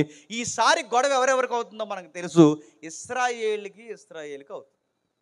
అప్పుడు ఒక మాట అన్నాడు, అది కాదు అసలు మీరు గొడవ పెట్టుకోడు, మనం గొడవ పెట్టుకోడు, శత్రువుకు మరింత బలము, మనకి గొడవ ఏంటి, మనం గొడవలు పెట్టుకోకూడదు, మనం ఇశ్రాయేలీలు అనగానే ఈ సపోర్ట్ చేయవలసిన ప్రజలు అన్నారు, నిన్నెవడరా మా మీదకి ఐగుప్తిలో నాయకుడిగా పంపించింది. ఎప్పుడు గుర్తుపెట్టుకోండి, మనం మేలు చేయాలనుకుంటాం చెప్పండి, వాళ్ళు మనకు కీడు చేస్తారు. మనం అన్నం పెడతాం, ఆ చేయి నరికేస్తారు. ఈ సూత్రం అండి. మన ముందుండి ప్రోత్సహిస్తాం, వెనకాలండి మనం చెప్పండి ఇది వాస్తవం. మోసే కూడా అదే. వాళ్ళు కూర్చి ఒక స్టాండింగ్ తీసుకుంటున్నాడు. వాళ్ళు కూర్చి ఒక చక్కటి ఒక నిర్ణయం తీసుకుని ఒక స్టాండింగ్ లైన్ ఉంటే ఆ స్టాండింగ్లో ఉన్నవాడు ఏమన్నాడు తెలుసా? నువ్వు మాకు ఒక తీర్పరవా, నువ్వు మాకు చెప్పొచ్చావా, నువ్వు న్యాయాధిపతివా, మాకు తెలియదు అనుకుంటున్నావా, నీ మీద మర్డర్ కేసులు ఉన్నాయని మాకు తెలుసు. ఐగుప్తిని చంపేసామన్న సంగతి తెలియదు అనుకుంటున్నామని కానీ, అరే సొంతోలు సపోర్టే లేకపోతే, అయిన వారే ఆయనకి సపోర్ట్గా నిలబడలేకపోయాడు. ఇది ఉటావుటిన ఐగుప్తి పౌరసత్వానికి సంబంధించిన హత్య కనుక ఖచ్చితంగా పనిష్మెంట్ తీవ్రంగా ఉంటుందని ఎక్స్పెక్ట్ చేశాడు కనుక, ఆ లా ఆయనకి తెలుసు కనుక అక్కడి నుంచి చెప్పండి పారా వెళ్ళిపోయాడు బయట. ఆ వెళ్ళిపోవడం సరాసరి మిద్యాను అరణ్యానికి వచ్చాడు. ఆ మిద్యాను అరణ్యానికి వచ్చేసరికి సరిగ్గా అక్కడ ఒక బావి ఉంది. ఆ బావి దగ్గర అమ్మాయిలు ఉన్నారు. ఆ అమ్మాయిలు గొర్రెల మందలకు నీళ్లు పెడుతున్నారు. ఆ గొర్రెల మందలకు అమ్మాయిలు నీళ్లు పెడుతుంటే కొంతమంది అబ్బాయిలు వచ్చి ఆ అమ్మాయిల్ని చెప్పండి ఏడిపిస్తున్నారండి. అంటే ఆ రోజుల్లోనుంది ఈ దరిద్రం ఏంటి, యూటీజింగ్. ఎప్పటికి క్రీస్తు పూర్వమే. అప్పటికే చూడండి, అప్పటికే ఏడిపిస్తున్నారు. ఆ టైంలో సరిగ్గా హీరోలో వచ్చాడు. ఎవరు చెప్పండి? మన హీరో ఫైటర్. ఎవరు చెప్పండి? వచ్చాడు. వచ్చిన వెంటనే ఫటాఫట్ మరి వార్నింగ్ ఇచ్చాడు, 2 పడేసాడు ఏడు తెలియదు కానీ, ఆ గొర్రెల పంటల దగ్గర ఉన్న ఆడపిల్లని ఏడిపించే సమయానికి చాలా సీరియస్ వార్నింగ్ ఇచ్చేసరికి వాళ్ళ కుర్రగాళ్ళు అక్కడి నుంచి పరారైపోయారు. ఆ ఫైటింగ్ సీన్ ఆవిడ చూసింది. ఎవరు చెప్పండి? సిప్పోరా చూసింది. సార్ మీరు ఎంత హెల్ప్ చేస్తారు, మీరు ఎక్కడికి వెళ్ళిపోతారు? మా ఇంటికి లంచ్కి రండి సార్ అని మరి నైస్గా పిలిచి ఉంటుంది. మొత్తం మీద వెళ్ళారు. ఎందుకంటే హెల్ప్ చేసిన తర్వాత మరి లంచ్ పెట్టాలిగా. వెళ్ళారు. ఆ భోజనం చేస్తున్నారు. భోజనం చేసి కుర్రాడు బాగున్నాడు, చూడడానికి చక్కగా బాగున్నాడు, కొంచెం చదువుకున్న అబ్బాయిలా ఉన్నాడు. బహుశా ఎక్కడ అబ్బాయిలా లేడు, చూడటానికి బాగుంటే, బాబు ఏంటి మీ అడ్రస్ ఎక్కడదని అడిగితే చెప్పాడు, నాది ఈజిప్ట్, ఆధార్ కార్డు అక్కడదని చెప్పాడు. మొత్తం మీద మా పరిస్థితులన్నీ అక్కడవే, ఇలా జరిగింది. విషయం అయితే మొత్తం మీద అర్థమైన తర్వాత, విషయం అయితే అర్థమైంది, ఇంక తిరిగి వెళ్ళే అవకాశం చెప్పండి లేదు అని. అప్పుడు ఇంకా ఆలస్యం చేయకుండా, అబ్బాయి బాగున్నాడు, ఇంకా ఆలస్యం చేయకూడదు, ఇంకా ఏదో ఉంది కదా చూపులు కలిసిన, మొత్తం మీద కలిపేసి మొహమాటం లేకుండా అడిగేశారు, మా అమ్మాయిని పెళ్లి చేసుకుంటావా? మనోడు కూడా ఇక ఏ ఆధార్ కార్డు లేనప్పుడు ఇంకా దొరికిందే అవకాశం. వెంటనే మనోడు ఓకే చెప్పేశాడు. ఆవిడ గారి పేరు సిప్పోరా, చెప్పండి. ఈయన గారి పేరు మోజెస్. ఇద్దరికి పెళ్ళి అయిపోయింది. టకటకమని 2 పిల్లలు పుట్టేశారు. కంగ్రాచులేషన్స్ 2 సార్లు చెప్పేశారు. 2 పిల్లలు పుట్టేశారు. తర్వాత ఆ కుర్రోడు మంచి కుర్రోడు అండి. ఎవరు? మోసే గారు. ఎంత మంచి అబ్బాయి అంటే, ఇళ్ళరకం పోయినా ఇంట్లో కూర్చొని తినే అల్లుడు మాత్రం కాదు. ఎందుకంటే మీ సైడ్ ఇళ్ళరకం వాళ్ళు ఎక్కువ ఉంటారు, అందుకే చెప్తున్నా. ఇళ్ళరకం అల్లుడు అయినా ఇంట్లో కూర్చొని తినే రకం కాదు. ఆ అబ్బాయి ఏం చేస్తాడంటే, అప్పటి వరకు వాళ్ళ మామయ్య గారికి ఒక కంపెనీ ఉంది. ఆ కంపెనీ పేరు చెప్పండి? గొర్రెల కంపెనీ. ఏ కంపెనీ? గొర్రెల కంపెనీ. ఇప్పుడు వరకు ఈ కంపెనీ ఎవరు మెయింటైన్ చేశారు? ఆ 4 ఆడపిల్లలే మెయింటైన్ చేశారు. ఇప్పుడు వరకు ఆ కంపెనీని 4 ఆడపిల్లలు మెయింటైన్ చేస్తే, ఈ కుర్రోడు ఇప్పుడు అల్లుడుగానే కాదు, కొడుకుగా కూడా ఇంట్లో ఉండేవాడు. అంటే నేనుండగా ఆడపిల్లలు బయటకు పోయి కష్టపడడం ఏంటి, ఈ రోజు నుంచి ఈ కంపెనీ టర్న్ ఓవర్ నేను మారుస్తాను, నేను డీల్ చేస్తాను ఈ కంపెనీ. నా కంపెనీ ఏదనుకోకండి, ఆ రోజుల్లో కంపెనీలు అయ్యే. ఆ గొర్రెల కంపెనీ ఆయన టేకప్ చేశాడు. ఆ గొర్రెల కంపెనీని తీసుకున్నాడు. ఆడపిల్లలు బయటకు వెళ్ళడానికి వీలు లేదు. ఎప్పుడు గుర్తుపెట్టుకోండి, పురుష లక్షణం ఏంటి చెప్పినా, ఆడవాళ్ళు సంపాదన మీద మనం బతకడం కాదు, చెప్పండి. మనం సంపాదించాలి, వాళ్ళ గృహ పరిపాలన జరిగించాలి. లచ్చతయ్య మీ బాబుని అడిగా అనకూడదు. సిగ్గులేని వాళ్ళు అడుగుతారు, అలా అనకూడదండి. మరి చెప్తున్నాను, ఆడవాళ్ళ సంపాదన మనం బతకడం ఏంటి? వెళ్ళు 10 వెళ్తే లచ్చతే అడుగుతున్నాను. 1,10,000 నువ్వు అడిగినప్పుడల్లా ఇవ్వడానికి మీ మాంగారు ఏమన్నా రిలయన్స్ అంబానీ అనుకుంటున్నావా? అడిగినప్పుడల్లా లచ్చతే నీకెందుకు చేస్తారు? వాళ్ళు కూడా దిగువ తరగతి సంబంధించిన వారే. అలా అడగకూడదు, గుర్తుపెట్టుకోండి. చాలామంది ఈ సంబంధాలు మాట్లాడుతున్నప్పుడు ఎంత ఇస్తారు? 2 ఇస్తారా? 3 ఇస్తారా? బండి ఎడతారా? నీ బంద్ ఎడతారు. అని నాకు సిగ్గేస్తుందండి. వాళ్ళు మనకు పెట్టడం ఏంటండి? వాళ్ళు అడుగుతున్నాను, అత్తగారు మాంగారు అసలు వాళ్ళు మనకు పెట్టడమే సిగ్గు. వాళ్ళు మీ పిల్లని పంపో, బంగారంలో చూసుకుంటా, బొమ్మలా చూసుకుంటా, ఇలా చెప్పాలి. మగపిల్లోడు నాకు సొంతంగా ఇల్లు ఉంది, నాకు సొంతంగా ఉద్యోగం ఉంది, నాకు రాబడి ఉంది, ఈ పైసా కూడా నాకు అవసరం లేదని చెప్పే మగపిల్లలు ఉన్నారా? 6 ఇస్తారా? 7 ఇస్తారు. ఇస్తుంది కంగారు పడకు, ఆట వేసుకొస్తుంది కంగారు పడకు. అడక్కో, వాళ్ళు మనకి ఇచ్చేది అడుగుతున్నాను, వాళ్ళు మనకి ఇచ్చే అవసరం లేదు. మోసే పౌరుషం ఉన్న మగాడు, అందుకే రూపాయి వాళ్ళ దగ్గర తినడానికి ఆయన ఇష్టపడలేదు. ఆయన ఏం చేస్తున్నాడు చూడండి, వాళ్ళ కష్టపడి వాళ్ళ కంపెనీని ఆయనే రన్ చేస్తున్నాడు. సుమారు ఎన్ని సంవత్సరాలు లోపం లేకుండా, ఇబ్బంది లేకుండా, నష్టాలు రాకుండా 40 సంవత్సరాలు రన్ చేశాడు. ఎన్ని సంవత్సరాలు? 40 సంవత్సరాలు. సరిగ్గా ఆ డ్యూటీలో బిజీగా ఉన్న టైంలో దేవుడి దర్శనం వచ్చింది. ముఖాముఖిగా ఒక స్వరం వినబడుతుంది. ఆ పొద కాలుతుంది. ఆ పొద కాలుతుండగా ఆ పొదలో నుంచి ఒక స్వరం. ఆ విచిత్రమైన సంభాషణ ఏంటో, ఆ వింత ఏంటో చూడడానికి అడివైపుకి వెళితే, మోసే బయటికి రా అని పిలుస్తున్నాడు. రానంటున్నాడు ఈ మనిషి. రమ్మంటున్నాడు సర్వోన్నతుడైన దేవుడు. రా మోజేస్ అని పిలిచాడు, రాలేనట్టున్నాడు. ఎందుకు రాలేనట్టున్నాడు? నేను దేవుణ్ణి, అబ్రహాము, ఇస్సాకు, యాకోబుల దేవుణ్ణి, నేను పిలుస్తున్నాను రావయ్య అంటే, దేవుడు పిలవకముందే 40 సంవత్సరాల క్రితం ఇశ్రాయేలు కొరకు స్టాండింగ్ తీసుకున్న ఈ వ్యక్తి ఇప్పుడు అదే దేవుడు సాక్షాత్తు ఎదురుగా వచ్చి పిలుస్తున్న ఏమంటున్నాడు చెప్పండి? రాలేనట్టున్నాడు. ఎందుకు రాలేనట్టున్నాడు అంటే, ఒక చక్కటి లైఫ్ ఉంది. ఆ లైఫ్ ఏంటి చెప్పండి? ఒక ఫ్యామిలీ లైఫ్. నిజంగా చక్కటి లైఫ్ అంటే ఏంటి చెప్పనా? ఒక అందమైన ఇల్లు, అందమైన భార్య, అందమైన పిల్లలు. అందరం మనమే అందంగా ఉంటాం.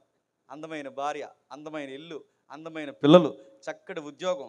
నడుతున్నాడు అలా బండి వేసుకుని సాయంత్రం 5 గంటలకే లేదా 4:30-5కి ఇంటికి వచ్చేసి ఆ బండి అలా పార్క్ చేసిన వెంటనే నా పిల్లలు అక్కడి నుంచి డాడీ అనగానే మా వైఫ్ అక్కడి నుంచి నాకు లుక్ ఇచ్చి వస్తున్నా అని నేను వెళ్ళి నా పిల్లలు నాకు ఎదురొచ్చి వీళ్ళు నాకు అగ్గిచ్చి ఆవిడకి నేనే పువ్వులు ఏయో తెచ్చి ఆవిడకి ఇచ్చి ఆ సాయంత్రం ఏదో వండి ఆ చక్కగా స్నానం చేసి ఆ వండిన కలివ మెతుకులో తిని ఈ సెంటర్లో రచ్చబండలో కూర్చుంటారు కదా బ్యాచ్ ఖాళీగా, వాళ్ళ దగ్గరికి అలా స్నానం చేసి లింగి కట్టుకుని చక్కగా తెలసొక్క వేసుకుని అలా బయటకు అలా వచ్చిన వెంటనే అలా కూర్చునే టైం ఏమవుతుందిరా ఇంకెళ్తాను ఇంటికని మళ్ళీ వాళ్ళని ఎక్కిరించిన ఒక టైం చెప్పి అక్కడి నుంచి ఇంటికి వెళ్ళిపోతుంటే వెనకాల వాళ్ళు ఏం మాట్లాడుకుంటే చెప్పనా, జీవితం అంటే ఆడిదిరా, ఆడికి అందమైన భార్య, అందమైన పిల్లలు, అందమైన ఇల్లు, అందమైన ఉద్యోగం, టైంకి వెళ్తాడు, టైంకి వస్తాడు, నచ్చింది తింటాడు, నచ్చినట్టు ఉంటాడు. లైఫ్ అంటే వాడిదిరా, అలా ఉండాలని ఖచ్చితంగా మగోలు మాట్లాడుకుంటారా మాట్లాడరు? ఇలాంటి లైఫ్ ఇప్పుడు ఎవరికొంది చెప్పండి? సొంత కంపెనీ నచ్చితే వెళ్తాడు, నచ్చకపోతే మానేస్తాడు. ఎవరు చెప్పండి? మోసే గారు సొంత ఆయన చేతుల్లో రాబడంతా. అలాంటి మంచి లైఫ్ని ఇప్పుడు దేవుడు అంటున్నాడు, అది పక్కన పెట్టి రా ఫైట్ చేతిగా రా అంటే రాన. వారియర్ కాస్త ఇప్పుడు ఏమైపోయాడు చెప్పండి? ఫ్యామిలీ మ్యాన్ అయిపోయాడు. యుద్ధం చేయవలసినాడు కాస్త ఇప్పుడు చక్కగా ఉండిపోయాడు.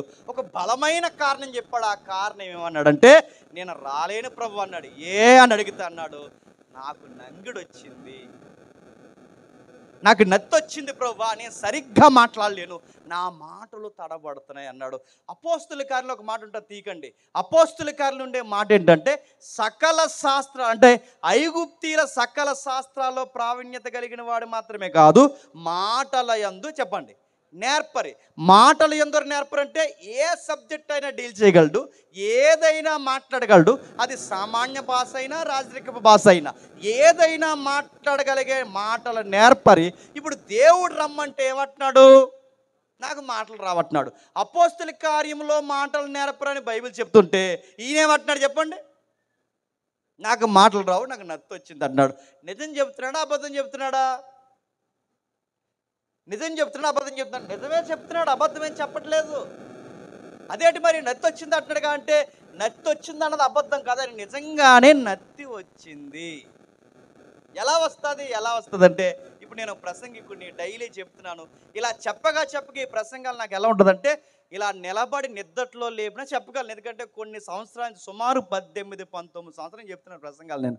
ఇప్పుడు ఇలా లేపినా నేను చెప్పగలను. అలాంటిది ఈ సుమారు 18-19 సంవత్సరాల నుంచి నేను చెప్పిన ఒక 2 years లేదా ఒక 2 years లేదా ఒక 3 years కానీ లేదా ఒక 2 years తీసుకోండి, నేను చెప్పడం ఆపేసాను అనుకోండి, నా ఫ్లో ఏమవుతుందో తెలుసా?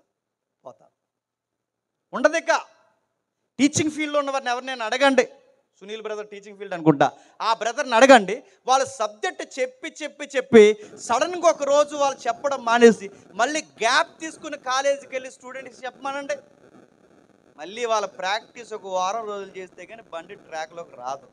మనకేమర్థమవుతుంది? ఏదైనా చేస్తుండగా నిపుణత ఉంటుంది. ఆ చేసే పని మానేసామనుకోండి, నిపుణత పోతుంది. అందుకే ప్రసంగాలు చెప్పేవాడు చెబుతూ ఉంటేనే మెరుక్కుంటాడు. ప్రేయర్ లేపు డైలీ చేసుకుంటేనే ప్రేయర్ లేపు మెరుగ్గా అవుతుంది. మనం ఏదైనా ఒక పని అలా చేస్తూ ఉంటేనే మెరుగ్గా అలవాటు పడతాం. ఇప్పుడు ఆయనకి ఆ ఫ్లో పోవడానికి కారణం ఏంటంటే, 40 సంవత్సరాలు ఏం చేస్తుంటాడు ఈయన? ఫ్యామిలీ మ్యాన్ అయిన తర్వాత చెప్పండి, గొర్రెలు వెనకాల తిరుగుతున్నాడు. గొర్రెలు వెనకాల తిరిగి రాజ్యాంగం ఏమైనా మాట్లాడతాడా? సెక్షన్ నిబంధన ప్రకారం గొర్రెలు నువ్వు అలా వెళ్ళకూడదు అంటాడా? అండో ఏయ్ నిబంధన ఉల్లంఘించి బోర్డర్ దాడుతున్నావేంటి, శిక్షార్హురాలు అవుతావు అంటాడా? అలాంటి రాయల్ లాంగ్వేజ్ లేదు. ఇప్పుడు ఏం మాట్లాడతాడు? 40 సంవత్సరాలు నడుతున్నాడు. ఈ ఉస్సు బుస్సు తప్ప 40 ఏళ్ళు ఎక్కువ మాట్లాడే భాష ఏమని ఉంటుంది? ఇంటికి వస్తే భార్యకి హాయ్ చెప్తాడు, చక్కగా ముద్దాడతాడు, పిల్లలు ముద్దాడతాడు, ఒక ముద్ద తింటాడు. ఇంతకు మించిన లాంగ్వేజ్ డెవలప్ అయ్యే అవకాశం ఉందా? మళ్ళీ చెప్తాను వినండి. ఎప్పుడైనా భాష సరళత ఎప్పుడు పెరుగుతుందంటే మన సర్కిల్ని బట్టి పెరుగుతుంది. ఇప్పుడు ఈ సర్కిల్ సడన్గా ఏమైంది చెప్పండి? ఫ్యామిలీ వెళితే జాబు, జాబు ఫ్యామిలీ. ఈ 40 ఏళ్ళ ఆయనకి ఫ్లో ఏమైంది చెప్పండి? పోయింది. ఆయన నిజంగానే ఒకప్పుడు చక్కగా మాట్లాడేవాడు, కానీ దేవుడు అడిగే సమయానికి ఇప్పుడు మాట్లాడలేనని నిజమే చెప్తున్నాడు. ఎందుకు మాట్లాడలేనంటే ఆయనకి తెలియకుండానే నాలికి మందం కలిగింది. అప్పుడు అన్నాడు దేవుడు తిరిగి లేకుండా, నత్తివాడినైనా గట్టివాడినైనా కుంటోడినైనా గుడ్డోడినైనా ఎవరినైనా పుట్టించేది నేనే, కహానీలు మానేసి రా అన్నాడు. మొత్తం మీద ఆయనకి ఇంక జవాబు చెప్పలేక అక్కడి నుంచి బయలుదేరాడు. అప్పుడు ఐగుప్తికి తీసుకొచ్చాడు. ఆ ఐగుప్తిలో మోసే ఆహారంలో వచ్చి నిలబడ్డారు. ఇది చరిత్ర, అది మొదటి వచనం. ఇప్పుడు చదవండి అర్థమవుద్ది. 12వ అధ్యాయం మొదటి వచనం. 12వ అధ్యాయం మొదటి వచనం. ఐగుప్తి దేశంలో ఉండగా యెహోవా వారితో ఎలాగూ సెలవిచ్చెను, నెలలో ఈ నెల మీకు మొదటిది. మీరు ఇశ్రాయేలు సర్వ సమాజముతో ఈ నెల దశమి నాడు తమ తమ కుటుంబములు బాగా మోసే అహరోనులు ఐగుప్తి దేశం ఉండగా ఎందుకుండగా అంటే విడిపించడానికి వచ్చారు. ఈ విడిపించే అధ్యాయాన్ని లేదా ఈ 12వ అధ్యాయాన్ని లేదా ఈ 12వ అధ్యాయం ఎన్ని పుస్తకాలు లాంటిదండి ఈ పుస్తకానికి. అందుకే ఈ 12వ అధ్యాయాన్ని బేస్ చేసుకుని ఈ పుస్తకానికి పేరు పెట్టారు. ఆ పుస్తకం పేరు నిర్గమాకాండం. ఏ కాండం? నిర్గమము. నిర్గమం అంటే దాటిపోవుట. దాటిపోవన్న దానికి థియలాజికల్ వర్డ్ ఏంటో తెలుసా? పాస్ అవర్ అంటారు. ఈరోజే బాగా వినండి, ఈ ఫ్రైడే ఏదైతే మనం మాట్లాడుకుంటున్నామో దాటిపోవుట అంటే ఈ పాస్ అవర్ ఏం దాటిపోవుట? ఇశ్రాయేలీలు ఐగుప్తిని విడిసి దాటిపోవుట. ఇశ్రాయేలు దేవునికి విరుద్ధమైన దేవత ఆరాధన విడిచి దాటిపోవుట, దేవుని ఉగ్రతను దాటిపోవుట. అంటే ఇప్పుడు ఈ మాట్లాడుకుంటున్న ఈ 12వ అధ్యాయానికి ఏముంది సందర్భం అంటే ఒక కీలకమైన సన్నివేశం ఉంది. ఆ 12 ఏదో చెప్తున్నాడు చూడండి. ఆ 12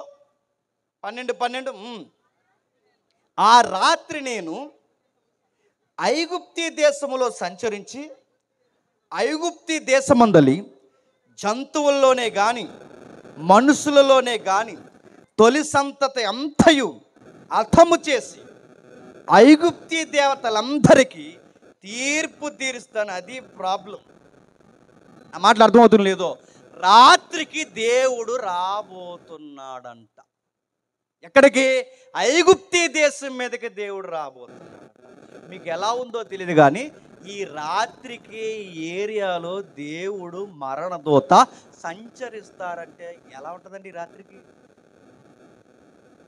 3 మాసాలు అయిపోతే ఒకడికి ఈ రాత్రికి మరి చెప్తాను, ఈ రాత్రికి సంచరిస్తారంటే ఇంకా గమ్మత్తు చెప్తున్నా. ఒకే రాత్రి ఒక ఈదులో 4 చచ్చిపోతే ఎలా ఉంటుంది సీన్ ఒకసారి? 4 కాదు, ఊర్లో ఇంటికి ఒకటి చనిపోతున్నాడు అనుకోండి, ఎలా ఉంటుంది చెప్పండి? ఇంటికి వెళ్ళినా గోస, ఆ ఇంటికి వెళ్ళినా గోస, ఏ ఇంటికి వెళ్ళినా గోస, ఎక్కడికి వెళ్ళినా శవాల గోస వినబడుతుంది అనుకోండి. ఆ రాత్రి ఎలా ఉంటుంది చెప్పండి? అలాంటి పరిస్థితి రాబోతుంది. ఈ రాత్రికి నేను సంచరించబోతున్నాను, చంపేస్తాను అన్నాడు. అందరూ ఐగుప్తిలో ఉన్న తొలి సంతానాన్ని చంపేస్తాను, జంతువులున్న తొలి సంతానాన్ని చంపేస్తాను. శవాల గోస ఐగుప్తిలో వినబడుతుంది. ఆ శవాల మోత ఐగుప్తీల మీదకే కాదు, ఇశ్రాయేలీలైన మీ మీద కూడా వస్తుంది. నీ మీదకి రాకుండా ఉండాలి అంటే నీకు ఒక సూత్రం ఉంది. ఆ సూత్రం పాసవర్ అంట. మిమ్మల్ని దాటిపోయే ఒక గడి ఉంది. ఆ మరణదూత మీ మీదకి రాకుండా ఉండాలంటే మళ్ళీ చెబుతున్నాడు, ఒకటి మీరు పాటించాలి. ఎందుకు ప్రభువా ఈ సంతానాన్ని, ఈ మనుషులను ఎందుకు ఇలా చంపుతానంటున్నావంటే అక్కడ సూత్రం చెబుతున్నాడు చూడండి. ఐగుప్తి దేవతలందరికీ చెప్పండి తీర్పు తీరుస్తాడు. ఎవరికి? ప్రశ్న అడుగుతున్నాను చెప్పండి. బైబిల్ సారాంశం చదువుతుంటే బైబిల్ ఇలా ఉంది, నేను తప్ప చెప్పండి వేరొక దేవుడు లేడు, నేను తప్ప వేరొక దేవుడు లేడు, నేను తప్ప వేరొక దేవుడు లేడని చెప్పిన ఈ దేవుడే దేవతలకు తీర్పు తీరుస్తానంటున్నాడంటే దేవతలు ఉన్నట్టా లేనట్టా చెప్పాలి. నేను తప్ప వేరొక దేవుడు లేడన్నప్పుడు ఇంకెవరు ఉండకూడదుగా. ఇక నేను తప్ప వేరొక దేవుడు అంటే ఒక దైవం, ఒక దేవుడు, నేను తప్ప ఇంకెవరు లేరు అని అన్నప్పుడు మరి ఇక్కడ ఎవరికో దేవతలకు తీర్పు తీరుస్తా అంటున్నాడేంటి? వాళ్ళు ఉన్నట్టా లేనట్టా? ఎవడో ఉన్నాడంటే ఇక్కడికి వచ్చి సభ డిస్టర్బెన్స్ చేశాడు అనుకోండి, సభ ఉన్నది చూసుకోండి, సభ ఉన్నది నీ తిక్కేడు చూద్దాం అంటాం కదా. అలా కాకుండా అక్కడ ఎవరు లేడు అనుకోండి, ఆ బాక్స్ వెనక్కి చూసి అవనీరా చూసుకుందాం అన్నాను అనుకోండి, మీరు నన్ను ఏం చేస్తారు చెప్పండి? బాబు ఏదో డిస్టర్బెన్స్లో ఉన్నాడు అనుకుంటారు అనుకోరా అని అడుగుతున్నాను. ఇక్కడ ఎవ్వరు లేకుండా ఒక ఆబ్జెక్టివ్ లేకుండా నేను అలా ఏలెత్తారే నీ సంగతి రాత్రికి తేలుస్తాను అన్నానంటే అక్కడ ఎవరు లేరు. అక్కడ ఎవ్వరు లేనప్పుడు నేను మాట్లాడితే నాకు ఏదో జరిగింది, మానసిక రుగ్మత ఏదో ఉందండి. ఇది మీకు అర్థం అవ్వాలి. నేను అడుగుతున్నాను, మనకి మానసిక రుగ్మతలు ఉండొచ్చేమో కానీ చెప్పండి, దేవుడు ఉండో. నీ సంగతి తేలుస్తానన్నాడంటే అక్కడ నిజంగానే ఎవరో ఉన్నారు. మరి దేవుళ్ళు ఈయన తప్ప ఆకాశం ముందు కానీ భూమి కింద నీళ్ళ ఎందు కానీ ఈయన తప్ప వేరొక దేవుడు లేడని ఆయనే తనకు తానే క్లైమ్ చేసుకున్నప్పుడు మరి ఈ వచనాల సంగతి ఏంటి? దేవతలు దేవుళ్ళుగా ఎవరో ఐగుప్తిలో ఉన్నారు. మీకు సూత్రం చెప్పనా? ఎన్ని తెగుళ్ళు వచ్చాయండి? 10 తెగుళ్ళు వచ్చాయి. 10 తెగుల్లో బాగా 9 తెగుళ్ళు ప్రకృతి దేవతలకు సంబంధించి. ఎన్ని? 9 తెగుళ్ళు ప్రకృతి దేవతకి. సూర్యుడు, వర్షము, నది, ఇవన్నీ 9 ప్రకృతి దేవతలకు సంబంధించింది. 10వ దేవుడు ఎవరో చెప్పండి? ఫరో. 10వ దేవుడు ఎవరు చెప్పండి? అంటే ఐగుప్తిలో దేవుడు ఎవరు? రాజు దేవుడు. అందుకే 10వ తెగులు ఎవరి మీదకి రప్పించాడో తెలుసా? ఆ దేవుళ్ళని చెప్పుకుంటూ నా కుటుంబం మీద కూడా రప్పించాడు. అంటే అక్కడ దేవుళ్ళుగా కొన్ని ఉన్నాయంటే ఉన్నాయి, దేవుళ్ళుగా కొలుది తీరాయి అంటే దేవుళ్ళుగా అన్నామంటే అవి దేవుళ్ళు కదా? కాదు. మరి అవి దేవుళ్ళుగా ఉన్నవేంటి? పతనమైపోయిన దురాత్మలు చెప్పండి, తెస్టేసుకుని కూర్చున్నాయి. అవి ఎక్కడుంటే అక్కడ ఏం చేస్తాయి తెలుసా? సంస్కృతిని పాడు చేస్తాయి. ఏం పాడు చేస్తాయి? మనుషుల్ని ప్రేరేపించి వాళ్ళకి భయంకరమైన మందబుద్ధి కలిగించి ఒక ఆకారాన్ని తయారు చేయించి ఆ ఆకారం వెనకాల వాడు టెస్ట్ చేసుకుని ఒక బినామీలా కూర్చొని వాడు బయట పూజలు అందుకోవడానికి నేనే దేవుడిని చెప్పుకోవడం మొదలు పెడతాడు. అందుకే ఒక సంస్కృతి వెనకాల దేవుడున్నాడా దెయ్యం ఉందా అని తెలియడానికి గుర్తుండి చెప్పున మీరు గమనించండి. దేవుడున్నాడు అనుకోండి, వాళ్ళు చేసే కార్యాలు సమాజానికి మేలుకరంగా ఉంటాయి. దేవుడు లేడనుకోండి, వాళ్ళు చేసే కార్యాలు ఎలా ఉంటాయో తెలుసా? మీరు చూడండి, కొన్ని కార్యక్రమాలు నేను పేరు ఊరు చెప్పకూడదు, మీరు ఊరు పేరు చెప్పకుండా మీరు గుర్తించండి. దేవుడికే గంజాయి ఇచ్చే భక్తులు ఉన్నారని మీరు నమ్మగలరా? అరే దేవుడే గంజాయి తాగితే భక్తుడు ఏం చేస్తాడు చెప్పండి? వాడు గంజాయి గుడింప కలిపి తాగుతాడు. దేవుడు గంజాయి తాగుతాడు అంటున్నాడు. దేవుడు గంజాయి తాగుతాడు, దేవుడు సారా తాగుతాడు. ఇంకా దరిద్రం చెప్పనా? దేవుడు పేరు మీద కామతురత కార్యక్రమ డ్యాన్స్లు వేయిస్తారు. మీరు చూడండి, రకరకాల కార్యక్రమాలు జరిగించి రకరకాల కార్యక్రమం ఆడ మగ కానోళ్ళు తీసుకొచ్చి వాళ్ళతో భయంకరమైన ఆ డ్యాన్స్లు వేయిస్తున్నప్పుడు నడుస్తున్న సమాజానికి అవేమన్నా మేలా? మా ఊరు చెప్తున్నానండి, మా ఊరు చెప్పుకోదగ్గ ఊరు. మంచి ఉంది, చెడు ఉంది. నా చిన్నప్పుడు మా హై స్కూల్ గ్రౌండ్లో మా వాళ్ళు చూసి నాకేం ప్రాబ్లం లేదు, నేను సీరియస్గా చెప్తున్నాను, చాలా మెసేజ్లు చెప్పాను. నా చిన్నప్పుడు నా హై స్కూల్ గ్రౌండ్లో సుమారు 8-9 డయాసులు, పెద్ద పెద్ద డయాసులు వేయించి మగాళ్ళకు మాత్రమే అని పెద్ద అడ్వర్టైజ్మెంట్ ఇచ్చాను. అప్పుడు నేను పుట్టగలైనా మగాలమే కదండి లేవు ఆ డ్యాన్స్ చూడడానికి. ఆ డ్యాన్స్లో డయాసులు దగ్గర కూర్చున్నాం, డ్యాన్స్లు వేస్తారు అనుకున్నాం. మేము డ్యాన్స్లు ఏమీ లేదు, 8 డయాసులు వేసి వయసులో ఉన్న ఆంటీల్ని, వయసులో ఉన్న అమ్మాయిని తీసుకొచ్చి వాళ్ళకి టవల్ కట్టారు. మొత్తం బట్టలు ఇప్పేసి వాళ్ళకి టవల్ కడితే ఆ టవల్లో వాళ్ళు ఇప్పి చూపించడానికి ఇష్టం వచ్చినట్టు భయంకరమైన నృత్యాలు, డ్యాన్స్లు వేస్తున్నారు. భయంకరమైనది. పోలీసులు రాలేదు, ఎవరు రాలేదు. ఆ ఏరియాలో ఉన్న ఆ రాజకీయ బలం వాళ్ళతో అలా చేయిస్తుంది.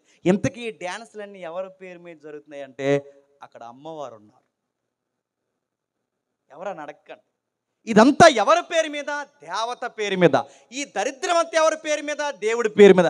అరే తాగి దొలుతున్నారు ఎవరి పేరు మీద? దేవుడి పేరు మీద. అరే ఇదంతా ఎక్కడ్రా ఈ నృత్యాలు, ఈ కామతురతంతా ఏ కార్యక్రమాలరా? ఈ కార్యక్రమాలు ఎంత ఉర్రూతలుగుతూ ఈ రోడ్లంటే చేస్తున్న నీచమైన కార్యాలంటే మీరు చూడండి, దేవుడు పేరు మీద. ఇప్పుడు చెప్పండి, దేవుడుంటే నడుతున్నాడు, దేవుడుంటే ఇలాంటి కార్యక్రమాలు జరుగుతాయా?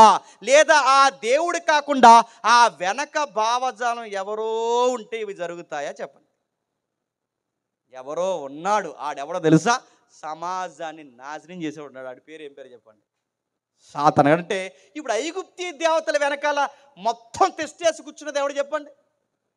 వాళ్ళు అనుకుంటున్నారు దేవుడికే దండం పెడుతున్నా. ఆ దేవుడు కూడా విచిత్రంగా ఉంటాయి. ఐగుప్తిలో సగమేమో ఎద్దు, సగమేమో మనిషి, సగమేమో తోడేలు, సగమేమో మనిషి, రకరకాల ఆకారాలు ఉంటాయి. మీరు చూడండి, నల్ల పిల్లు కూడా వాళ్ళకి దేవుడే. పెద్ద పెద్ద బొమ్మలు ఉంటాయి, పిరమిడ్స్ ఉంటాయి, వాటి వెనకాల వాడు దేవుడు దేవుడు అని మొక్కుతారు. కానీ వెనకాల మాత్రం ఈ ఆడతలన్నీ అందుకునే దేవుడు చెప్పు. దయ్యంగాడు. ఎక్కడ దయ్యం ఉంటే వాడు ఏం చేస్తాడు తెలుసా? వాడు దుష్టమైన నీచమైన కార్యాలు చేయిస్తాడు. అందుకే ఐగుప్తిలో లైసెన్స్ లేట్కి ఇచ్చాడు చెప్పనా? ఐగుప్తిలో అబద్ధాలు ఆడినా తప్పు కాదు. అందుకే ఐగుప్తిలో అబద్ధాలు తప్పు కాదు, పొరుగోడు సంసారంలో చెయ్యట్టినా తప్పు కదా. అందుకే చూడండి, అబ్రహాము గారు భార్యను అక్కడ ఎత్తుకుపోయారంటే వాళ్ళకి భయం ఉందండి. అక్కడ తప్పు కాదు అంటే అప్పటికి ఆడికి పెళ్లి కానీ పొడుచుకురాడా ఐగుప్తి రాజు. ఆడికి పెళ్ళి అయింది, భార్యలు ఉన్నారు, మళ్ళీ ఈవిడ కూడా ఎత్తుకుపోతుందంటే ఈయన ఏమనాలండి? అంటే ఈయన ఏమనాలి చెప్పండి? అక్కడ వ్యభిచారం తప్పు కాదు, అబద్ధం తప్పు కాదు, దొంగతనం తప్పు కాదు, కొట్లాటలు తప్పు కాదు. అంటే నీచ సంస్కృతి, డబ్బు ఉంది, పేరుంది.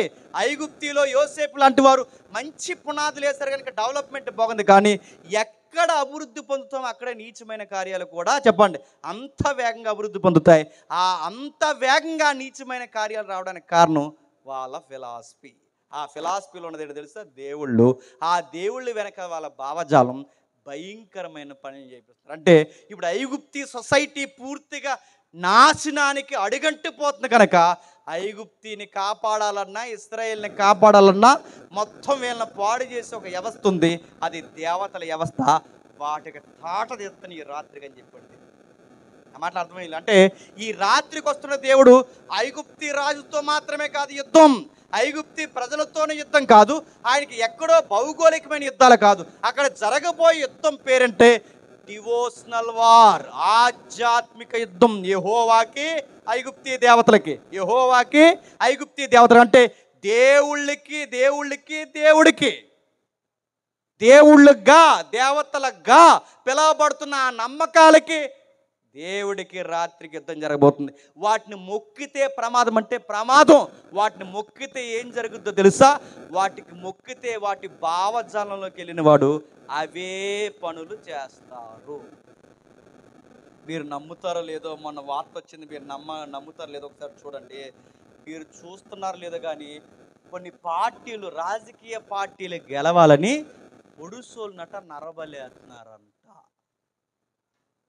ఏ పార్టీ అని అడగండి, మీకు కూడా చెప్తుంటే అర్థమవుతుంది.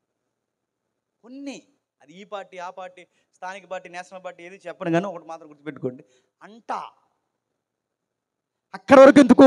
లంకి బిందులు దొరుకుతున్నాయని టీనేజ్లో ఉన్న ఒక అమ్మాయిని, అబ్బాయిని మన మూసీ నది హైదరాబాద్లో చంపేశారంటే మీరు నమ్మగలరా? లంకి బిందుల కోసం. ఇంకా విషయం చెప్పిన, మన ప్రధానమంత్రి గారు ఎక్కడైతే ఉన్నారో ఆ ప్రధానమంత్రి గారు ఉండే ఏరియా లక్నో, ఉత్తరప్రదేశ్ లక్నోలో మొన్న ఒక వయసులో ఉన్న ఆవిడికి చంపేసి, ఆ చనిపోయిన ఆవిడికి ఈ కాలుకు 6 మేకులు, ఈ కారుకు 6 మేకులు వేశారు. 12 మేకులు వేశారు. ఎందుకు? ఏదో పూజలు అలా మేకులు వేసి చంపేశారంట. అరే ఇలాంటివి ఎలా నమ్ముతారంటే, మనం నమ్మే దేవుడు ఎలా అంటాడో మనకి తెలియకపోతే మనం చేసే పనులు కూడా చెప్పండి భయంకరంగా ఉంటాయి. మనిషిని చంపుకుంటారు. ఈ మూఢనమ్మకాలన్నవి సమాజాన్ని ఒలుసుకుంటా పోతాయి. అందుకే దేవుడు క్యాన్సర్ కంతిలాగా ఐగుప్తి తయారైంది కనుకే ఆ ఐగుప్తిలో ఆపరేషన్ స్టార్ట్ చేసింది. మొత్తం వ్యవస్థకి పట్టిందంటే ఇప్పుడు గమనించండి, ఐగుప్తి అనగానే ఇప్పుడు క్రొత్త నిబంధన ఏమంటో తెలుసా? ఆ రోజు ఐగుప్తి, ఈ రోజు లోకం. ఆ రోజు ఇశ్రాయేలు, ఈ రోజు సంఘం. ఆ రోజు కానాను, ఈ రోజు చెప్పండి పరలోకం. అంటే మునుపు జరిగిందే చెప్పాలి, మళ్ళీ జరగబోతుంది. ఆ రోజు ఐగుప్తి నుంచి విడిపించి ఇశ్రాయేలుని దేవుడు ఎక్కడ నడిపిస్తున్నాడు? కానాను భూభాగం నడిపిస్తాడు. ఈ రోజు ప్రపంచం అంతా ఐగుప్తిలాగా ఉంది. ఇప్పుడు ఈ ఐగుప్తి నుంచి విడిపించి దేవుడు ఎక్కడ తీసుకెళ్తాడు చెప్పండి? నిజమైన పరమ కానానికి తీసుకెళ్తాడు. ఆ రోజు ఇశ్రాయేలు సంఘం, ఈ రోజు క్రీస్తు సంఘం, ఈ సంఘాన్ని దేవుడు పరలోకానికి తీసుకెళ్ళడానికి రాబోతున్నాడు. ఈ ప్రాజెక్టులో ఆ రోజైనా ఈ రోజైనా కామన్ పాయింట్ ఏంటో తెలుసా? దేవతలే దేశాన్నైనా ప్రపంచాన్నైనా చెప్పండి పాడు చేస్తున్నా. ఎక్కడుంది ఒకసారి చూడండి. ఎబిసీలకు రాసిన పత్రిక, త్వరగా ఎబిసీలకు రాసిన పత్రిక, ఎబిసీలకు రాసిన పత్రిక 6వ అధ్యాయం, ఎబిసీలకు రాసిన పత్రిక 6వ అధ్యాయం, క్షమించండి 2వ అధ్యాయం మొదటి వచనం నుండి. ఎబిసీలకు రాసిన పత్రిక 2వ అధ్యాయం మొదటి వచనం నుండి.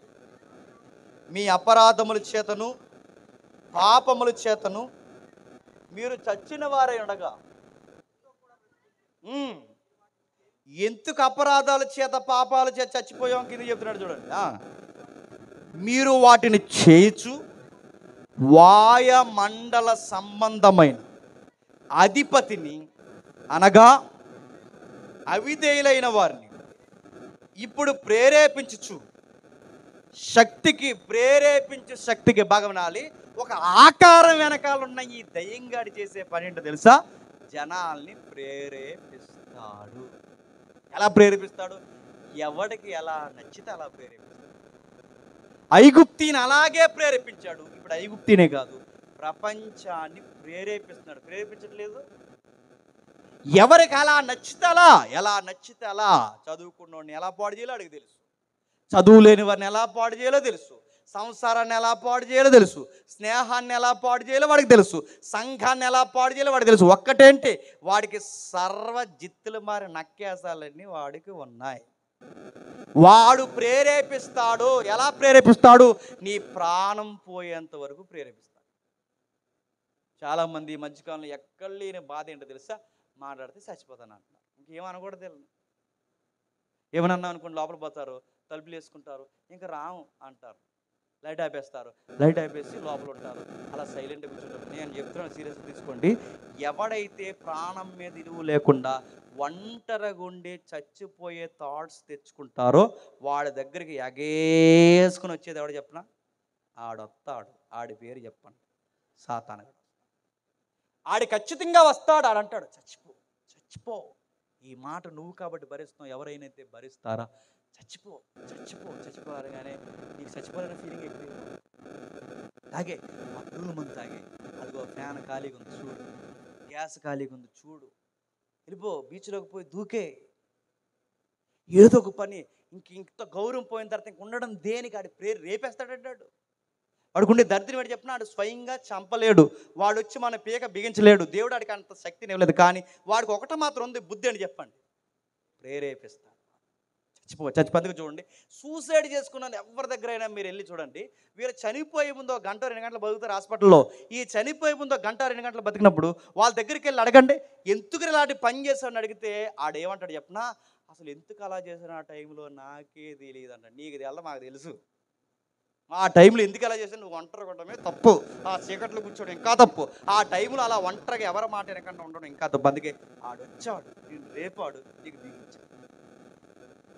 అందుకే అంటారు చూడండి, అంత ఎందుకు అలా చేసినా ఏదంటే ఎందుకు అలా చేసే కాదు అయ్యా, దానికి అవకాశం ఇస్తావు, ఆ టయానికి అలా బిహేవ్ చేస్తావు. అందుకే సాతానుగాడు ప్రేరేపిస్తాడు, సమాజాన్ని రకరకాలుగా ప్రేరేపిస్తాడు.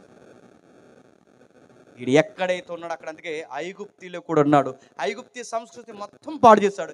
ఈ నీచమైన పనులు చేసింది ఐగుప్తిలే కాదు చెప్పండి, ఇశ్రాయేలు కూడా చేశాడు. అదేంటండి? దేవుని పిల్లలు, రక్షకుడు కొరకు మొరపెట్టిన వారు, అబ్రహాం, ఇస్సాకు, యాకోబు వాగ్దానములు జ్ఞాపకం చేసుకోమని ప్రార్థన చేసిన వారు ఐగుప్తి దేవతలకు మొక్కారంటే మొక్కారు. ఎందుకంటే అలా మనం బాబులు, మనం మొక్కమా? మనం కూడా మొక్కుతాం. మనం ఎంత సిగ్గులేని వాళ్ళం అంటే పాస్టర్ గారితో ప్రార్థన చేయించేద్దాం, బేబనాయుడితో ముహూర్తం పెట్టి, అంత సిగ్గు ఉండదు మనకి. బేబనాయుడితో ముహూర్తం పెట్టించేస్తాం, పాస్టర్ గారితో ప్రార్థన చేయించేస్తాం. నేను అడుగుతున్నాను, ఎక్కడికెక్కడ లైసెన్స్ బిల్లు? ఇప్పుడు చాలామందికి మొలల చెక్ చేస్తే అందరికీ లైసెన్స్ బిల్లులు ఉంటాయి. తాయిత్తులు మూఢనమ్మకాలు. ఈ మధ్యకాలం మీరు చూస్తున్నారు లేదో, బయట వాళ్ళు ఇల్లు ఓపెనింగ్ చేసుకున్నారు అనుకోండి, బయట వాళ్ళు ఇల్లు ఓపెనింగ్ చేసుకుంటే వాళ్ళు ఒక జంతువుని తోలుకొస్తారు లోపలికి, రావమ్మా రా అని. అది లోపలికి వస్తుంది. ఆ లోపలికి వచ్చి అలా తిరిగి ఈ గదిలో తిప్పి ఆ గదిలో తిప్పి అలా తిప్పి ఇలా తిప్పి ఈ ఎత్త శుభం జరుగుద్ది వాళ్ళకి. అది వాళ్ళ నమ్మకం, వాళ్ళు మనం అంటలేదు. కానీ ఆ లోపలికి వెళ్ళిన తర్వాత అలా అలా తిరిగితే అదొక నమ్మకం. కానీ విషయం ఏంటి తెలుసా, అలా అలా తిప్పుతారు, అలా తిరుగుతుంది. ఈ మధ్యకాలంలో ఒక వార్త వచ్చింది, ఒక చిన్న పిల్ల దాని పిల్లని ఉయ్యాలే చూపేస్తావు కాబట్టి అది దిగిపోతుంటే ఊపేస్తుంది. ఇలాంటివన్నీ చేస్తారని అడుగుతున్నాను. వాళ్ళు అలా చేస్తారు. సేమ్ మనం ఏం చేస్తామంటే ఆవుని తేవంగానే చెప్పండి దాని ప్లేస్ ఇంకొకరు తిప్పుతున్నాం ఈ మధ్య. సేమ్ ప్యాటర్న్ అండి. ఆ గదిలో ఈ గదిలో ఎవరినే దారుణం అండి, ఎవరినే వాళ్ళేమో ఆవుని తిప్పారు, మన వాళ్ళు ఎవరిని తిప్పుతారు చెప్పండి. నువ్వు ప్రేయర్ చేసి కట్ చేస్తే అయిపోయేదానికి సేమ్ ప్రదర్శనలు ఇవన్నీ ఎక్కడో కాపీ కొట్టినట్టు లేవు. అయ్యే బుద్ధులు నడుగుతున్నాను. ఇశ్రాయేలు యెహోవానే మొక్కారట. ఇశ్రాయేలీలు యెహోవానే మొక్కారట. కాకపోతే ఆ యెహోవాకు ఒక ఆకారం పెట్టారు. ఆకారం ఏంటి చెప్పండి? ఎద్దు ఆకారం పెట్టారు. సేమ్ అంటే మనం దేవుడికే ప్రార్థన చేస్తున్నాను, కానీ పద్ధతులు మాత్రం ఎక్కడే చెప్పండి? బయటివే. అందుకే చూడండి, పెళ్ళిళ్ళు జరిగినప్పుడు అక్కడ ఏవో అక్షంతలు వేస్తారు. మనం ఎగ్జాక్ట్ అక్షంతలు వేస్తే మరి కొంతమంది దైవజనులు ఒప్పుకోరు కనుక అక్షంతల ప్లేస్లో ఏమిట్టాం? సేమ్ అది లేకపోతే మజా ఉండదు మనకి. ఏదోటి సేమ్ అలా ఉండాలి, సేమ్ అలా జరగాలి. అందుకే ఐగుప్తిలో ఇశ్రాయేలు ఎలాగైతే ఎక్కిరించే పనులు చేశారో ఈరోజు అలా చేస్తున్నారు. ఆ రోజు వాళ్ళు ఆయా ఐగుప్తిలో ఉండి దేవునికి వ్యతిరేకమైన పని చేశారు. ఈరోజు ఈ ప్రపంచమైన ఐగుప్తిలో మనం కూడా చెప్పండి అవే పనులు చేస్తున్నాం. నేను త్వరగా ముగించే ప్రయత్నం చేస్తాను. ఒక్కసారి యెహెజ్కేలు గ్రంథం తీయండి. యెహెజ్కేలు గ్రంథం తీయండి త్వరగా. యెహెజ్కేలు గ్రంథం 20వ అధ్యాయం మొదలు వచ్చి నుండి. యెహెజ్కేలు గ్రంథం 20వ అధ్యాయం మొదలు వచ్చి నుండి 7వ సంవత్సరం 5వ నెల ఇశ్రాయేలు పెద్దల్లో కొందరు యెహోవా యొద్ద విచారణ చేయుటకై నా ఎదుట కూర్చుండగా యెహోవాకు నాకు ప్రత్యక్షమై ఇలాగు సెలవిచ్చెను. సందర్భం చెబుతున్నాడు. యెహెజ్కేలు అని ఒక ప్రవక్త ఉన్నాడు. త్వరగా ముగిద్దాం. యెహెజ్కేలు అని ఒక ప్రవక్త ఉన్నాడు. ఆ ప్రవక్త ఏమంటున్నాడంటే ఇశ్రాయేలు పక్షమున ప్రార్థన చేస్తూ, దేవా వీళ్ళకి దీవెనను అనుగ్రహించి ప్రభు అంటే, అప్పుడు దేవుడు అన్నాడు, నరపుత్రుడా వీళ్ళ కొరక నువ్వు ప్రార్థన చేస్తున్నావు, వీళ్ళ కొరక నువ్వు ప్రార్థన చేస్తున్నావు. 4వ వచనం, వారికి న్యాయము తీర్చుదువా నరపుత్రుడా, వారికి న్యాయము తీర్చుదువా, వారి పితరులు చేసిన ఏ కృత్యములు వారికి తెలియచే. ఎక్కడ చేశారు వాళ్ళ పితరులు? ఐగుప్తిలో చేశారు. ఎలాంటి పనులు చేశారు? హేయమైన పనులు చేశారు, నీచమైన పనులు చేశారు, చెప్పుకోవడానికి సిగ్గుపడే పనులు చేశారు. ఏం చేశారు? వారిని ఐగుప్తి దేశం నుంచి రప్పించి వారి కొరకు విచారించినదంతయు పాలు తేనెలు ప్రవశించినది సకల దేశములకు ఆభరణమైనదైన దేశంలోనికి తోడుకొని పోదునని చెప్పిన కాలముననే నేను వారితో ప్రమాణం చేసేదని. అప్పుడు నేను నీ దేవుడైన యెహోవాను, మీలో ప్రతివాడు తనకిష్టమైన ఏ కృత్యం విడిచిపెట్టవలనని ఐగుప్తి విగ్రహములను పూజించడం చేత మిమ్మును మీరు అపవిత్రపరచుకొనకుండా ఉండవలనని నేను ఆజ్ఞాపించితిని. ఇప్పుడు చెప్పండి, ఐగుప్తిలో ఆకారాలకు మొక్కింది ఐగుప్తిలే కాదు, చెప్పండి ఇశ్రాయేలీలు కూడా మొక్కారు. వాటికి మొక్కునోల్ని దేవుడు వదిలేస్తాడా? రాత్రికి దేవతల సంగతి తేలుస్తానన్న ఈ దేవుడే చెప్పండి వాటికి మొక్కునోలు సంగతి కూడా తేలుస్తాడు. మీకు కూడా చెప్తున్నాను, ఇటు ప్రార్థన అటు ముహూర్తం అన్నా మీ సంగతి కూడా తేలుస్తాడు. నేను సీరియస్గానే చెప్తున్నాను. పాస్టర్ గారే భయం లేకుండా చర్చి కట్టేటప్పుడట ముహూర్తానికి పేపర్ ఆయన దగ్గరికి వెళ్ళాడట. ఇంకేం చేయాలండి ఇన్ని? ఏం చేయాలి చెప్పండి ఇన్ని? మా ఊర్లో ఎంత సిగ్గులేని వాళ్ళు అంటే భోగమంట ప్రార్థన చేసి వేసారు. ఇంకేమనాలండి వీళ్ళని? ఇలాంటి వాళ్ళు ఉన్న అడుగుతున్నాను. ఇలాంటి అదిగా చూడండి, క్రిస్మస్ చేస్తున్నాం, సంక్రాంతి చేస్తున్నాం, అన్నిట్లో మిక్స్డ్గా తిరుగుతున్నాం. నిన్నేం చేయాలి? వదిలేసాడనుకుంటున్నావా? ఇశ్రాయేల్ని వదలనన్న దేవుడు చెప్పండి నిన్ను నన్ను కూడా వదలడు. దేవుడు చాలా సీరియస్ అయ్యే విషయాల్లో 2-3 ఉన్నాయి. అందులో ఒకటి, మొదటి స్థానంలో నిలబడేది విగ్రహారాధన. సహించడు ఆయన తొలి ఆజ్ఞ అది. ఆయన సీరియస్గా తీసుకునేది, ఎందుకంటే ఆయన ఎక్కిరించే పని అది. ఈ మధ్యకాలంలో తయారై ఏమంటున్నారంటే మీ పండగ మేము వస్తాం, మా పండగ మీరు అన్నట్టు పోతారు. ఇద్దరు డ్రైనేజీలకు రెడీగా ఉండండి. నువ్వు సహజంగా వెళితే వెళ్ళు, కానీ కొన్ని ఇన్వాల్వ్ అవ్వకుండా ఉంటాయి, వాళ్ళ నమ్మకాల్లో చేయి పెట్టకుండా ఉంటాయి. అది చెప్పు, రే నా విశ్వాసపు స్టాండింగ్ ఇదిరా అని చెప్పు. అలాగైతే నచ్చితే స్నేహం చేస్తాడు, నచ్చకపోతే గొడవలొద్దు, బాయ్ రా అబ్బాయి అని చెప్పు. నా క్రిస్మస్ కేక్ నేను ఎడతాను, నీ ప్రసాదం నువ్వు పెట్టండి, పెడతాడు నీకు పిండం, కంగారు పడు. ఎవరితో ఒప్పుకోడు, సీరియస్ అని చెప్తున్నాను. కొన్ని విషయాలు ఉంటాయి, వాళ్ళ జనరల్ మీల్స్కి పిలిచారా వెళ్ళండి, వాళ్ళ భోజనాలకు పిలిచారా వెళ్ళండి, కానీ అక్కడ ఏమేమి జరుగుతున్నాయో గమనించుకొని మాత్రం ప్రేయర్ఫుల్గా కూర్చోండి. చాలా సీరియస్ అవుతాడు ఆయన. ఆ నమ్మకాల్లో చేతులు పెడితే ఆయన ఒప్పుకోడు. అందుకే కిందకి అన్నాడు, అయితే వారు నా మాట విననొల్లక నా మీద తిరుగుబాటు. ఏం తిరుగుబాటు? ఆటి వైపు తిరగడమే తిరుగుబాటు. ఆ నమ్మకాలను నమ్మడమే తిరుగుబాటు.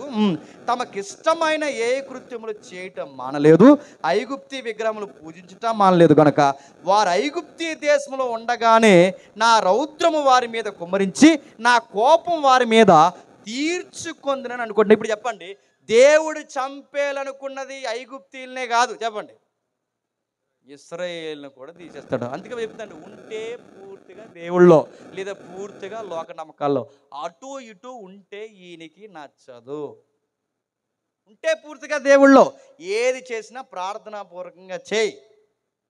ఇవాళ మంగళవారం, ఇవాళ శుక్రవారం అనుకో, ఏది చేసినా ప్రేయర్ఫుల్గా చేయి. ఏ దినమైనా మంచిదే, ఏ కార్యమైనా మంచిదే, ఆయనకు అప్పగించి ముందుకెళ్ళి. అంతేగాని దానికి మళ్ళీ ఎక్కాలేసి లెక్కలు పెట్టావో నీ డొక్కలు చేరుతాడు. మళ్ళీ చెబుతున్నాను, పాస్ట్ గారు ఉండాలి, బయట ఆయన ఉండాలంటే కుదరదు. ఉంటే ఇటు చెప్పండి, లేదా అటు. నమ్మితే నీకు నచ్చినట్టు కట్టుకో, ఇల్లు నచ్చినట్టు కట్టుకో, ఆ దిక్కును బరువు పెట్టకండి అనుకో, నీ గడతాడు. మళ్ళీ చెప్తున్నా, ఆ దిక్కుని పెట్టకి ఈ దిక్కుని నీ అన్నది ఎవడు ఇవన్నీ చెప్తాను. ఇలాంటివి నమ్మడానికి వీలు లేదు, అవి నమ్మొద్దు. ఎందుకంటే వాటి నమ్మకాల వెనకాల కొన్ని నమ్మకాలతో ముడిపడిన దేవతలు ఉన్నాయి. ఆ దేవతల జోలికి పోకూడదు. ఇలాంటి సబ్జెక్టులు చెప్పినందుకు ఈరోజు దైవజనుల మీద స్కెచ్ చేసి కూర్చుంటున్నారు. మళ్ళీ చెప్తున్నాను, వాళ్ళు స్కెచ్ చేసినా ఖచ్చితంగా ఇది మనం చెప్తాం. వాళ్ళు ఏమనుకున్నా మార్గం మధ్యలో రెడీగా మన కొరకు కాసినా చెప్తాం. చెప్పమా, బైబుల్ ఉన్నది చెప్పలేమని అడుగుతాను. బైబుల్ ఉన్నది చెప్పలేము, ఇంకెందుకంటే సుమారు చెప్పడం. బైబుల్ ఉన్నది చెప్పాలి, అది ఎలా చెప్పాలో అర్థమయ్యేలే చెప్పాలి. వాడు నా మీదకి లీగల్గా వచ్చినా వాడు లీగల్గా నన్ను పాయింట్ అవుట్ చేయలేనంతగా తెలివితేటలతో ఆ విషయాన్ని చెప్పాలి. అందుకే ఈ విషయం ఉంది, వివరిస్తున్నాడు. ఇలాంటి నమ్మకాలు నమ్మిన వారు భయంకరం అయిపోతారంటే భయంకరం అయిపోతారు. నేను చాలా దిక్కు చెప్పిన ఉదాహరణ మీకు చెప్తాను, వినండి. అయిపోతారంటే అయిపోతారు. ఈ దేశంలో ఎన్నుముక లాంటి ఉద్యోగాలు ఉన్నాయి, ఎన్నుముక లాంటి ఉద్యోగాలు. ఆ ఎన్నుముక లాంటి ఉద్యోగాలు ఏంటి తెలుసు? ఐఏఎస్లు, ఐపీఎస్. దేశం వాళ్ళ చేతుల్లో నడుస్తుంది. ఐఏఎస్ తెలుసు కదా, ఐఏఎస్ అంటే కలెక్టర్, ఐపీఎస్ అంటే జిల్లా ఎస్పీ. వీళ్ళిద్దరి చేతులు నడుస్తుంది. మొత్తం అడ్మినిస్ట్రేషన్ అంతా చూసుకునేది కలెక్టరు. ఆ అడ్మినిస్ట్రేషన్ ఎవరంటే ఎస్పీ.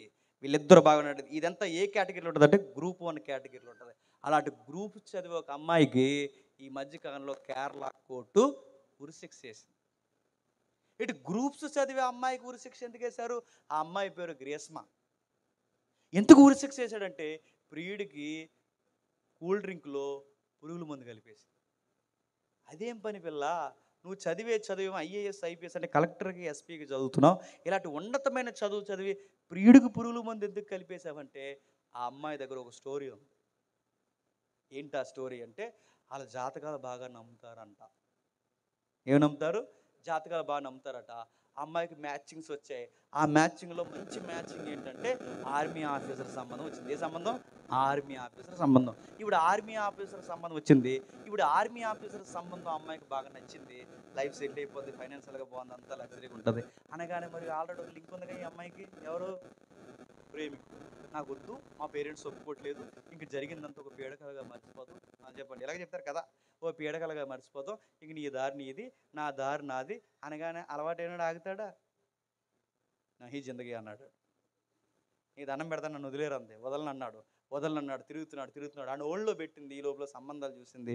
నేను ఈ మాట అంటున్నాను, ఏమనుకోకండి. ఇప్పుడు మెజారిటీ ఇవే గొడవలు ఉన్నాయి, మీరు చూడండి.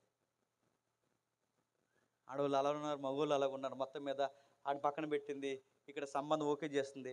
పేపర్ వచ్చాడు, ల్యాప్టాప్ పట్టుకు మరి వచ్చాడు. మళ్ళీ ల్యాప్టాప్ ఒకటి ఇలాగే ల్యాప్టాప్లో చూసి ఇలా కొట్టి మంగళవారం మీకు కొంచెం ఇబ్బందిగా ఉంది అన్నారంట. ల్యాప్టాప్లో మళ్ళీ జ్యోతిష్ ఈ లైవ్లు ఇస్తారా, ఈ లైవ్లు ఇచ్చే వాళ్ళని అడగండి. ఆ లైవ్లో లైవ్ షాట్ అని ఒకటి ఉంటుంది. లైవ్ షాట్లో వచ్చేస్తుంది ఏంటో తెలుసా, జ్యోతిష్ని చెప్పండి, సంప్రదించండి, సెల్ నెంబర్ డాట్ అని వస్తుంది. చూడండి అందులో వస్తాయి. వార్తలు చూస్తున్న వార్తల కింద వచ్చేస్తుంది. ల్యాప్టాప్లో వచ్చేస్తారు. ఈ మధ్య మేలు మళ్ళీ అలాగే ఇలా వచ్చాడు ఒక ల్యాప్టాప్ పట్టుకుని అమ్మాయికి చెప్పాడు, మీకు దోషం ఉంది అమ్మాయి, నీ దోషం ఏంటంటే నువ్వు ఎవరినైతే మొట్టమొదటిగా పెళ్లి చేసుకుంటావు ఆ భర్త చెప్పండి చచ్చిపోతాడు, ఇది దోషం అనగానే ఇంట్లో వాళ్ళు బాగా నమ్మదగా బలంగా భయం వేసింది. అయ్యో మరి ఎలాగంటే ఆ అమ్మాయికి ఏమో ఆ సంబంధం నచ్చింది, వదులుకోలేదు. ఇప్పుడు ఎలాగని అడిగితే అప్పుడు ఆ అమ్మాయి అంది, ఈడేం వద్దు పోకుండా ఉన్నాడు కానీ నా దగ్గర ఒక ఐడియా ఉంది, సంబంధం ఓకే చెప్పండి అంటే ఇలా అమ్మ నాన్న అన్నారు, చచ్చిపోతారంటే చేసుకుని ఏంటంటే నా దగ్గర ఐడియా ఉంది, మొత్తం మార్చేస్తుంది. ఏం ఐడియా అంటే మీ ముందు ఈ సంబంధం ఓకే చేయండి అనగానే ఇలా ఆ బ్యాప్నుడు వెళ్ళిపోయాడు, ఈ సంబంధం ఓకే చేశారు. ఆడికి మెసేజ్ పెట్టింది, ఎవరికి, హారా సిట్కన్నా అని. ఆడు వచ్చాడు. ఈ మాట అంటున్నాను ఏమనుకోకండి, ఈ అలవాట్లు ఉన్న వాళ్ళట పెద్దోళ్ళు సామె చెప్తారు, 7 సముద్రాలు ఈదుకుని వచ్చేస్తారంట. ఆడు వచ్చాడు అక్కడి నుంచి, అన్ని గొడవల్లో కూడా వచ్చాడు. ఆడు వచ్చేసాడు. ఎందుకు పిలిచావంటే మా పేరెంట్స్ ఒప్పుకోకపోయినా నువ్వు నేను రహస్యంగా చెప్పండి పెళ్లి చేసుకుందాం. ఇక్కడికి అన్నీ హిమాలయాలు ఎక్కి దిగినట్టు అయిపోయింది. ఇక్కడికి వెంటనే తీసుకెళ్ళిపోయారు తమ్ముడిని.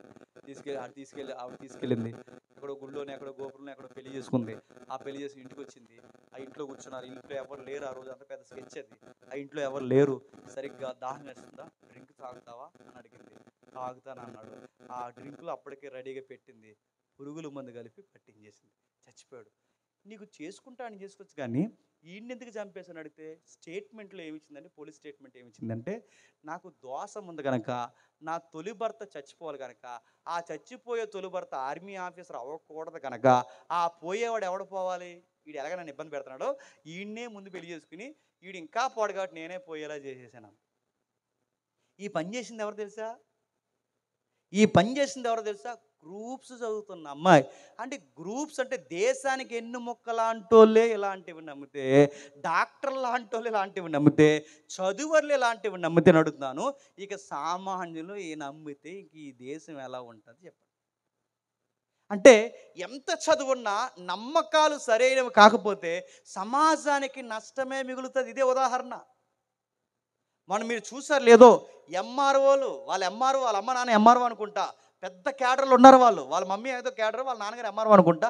వాళ్ళిద్దరు పిల్లలు కలిసి వస్తుందని చెప్పి వాళ్ళిద్దరు పిల్లలను యోగా ఫైనల్ స్టేజ్కి తీసుకెళ్ళి, పూజలో ఫైనల్ స్టేజ్కి తీసుకెళ్ళి, ఇక దేవుడు మన పూజా గదిలోకి రాబోతున్నాడని పూజా చెంబులు నోట్లో పెట్టి ఇద్దరు పిల్లల తల్లిదండ్రులు చంపేలేదు. ఇవన్నీ చదువుతుంటే మనకి ఏమర్థమవుతుంది? ఇవన్నీ చదువుతుంటే అంటే పెద్ద పెద్ద ఉద్యోగస్తులు చదువుకున్న వాళ్ళు ఇలాంటి పనులు ఎలా చేస్తున్నారంటే, నమ్మే నమ్మకాలు తినంగా ఉండాలి.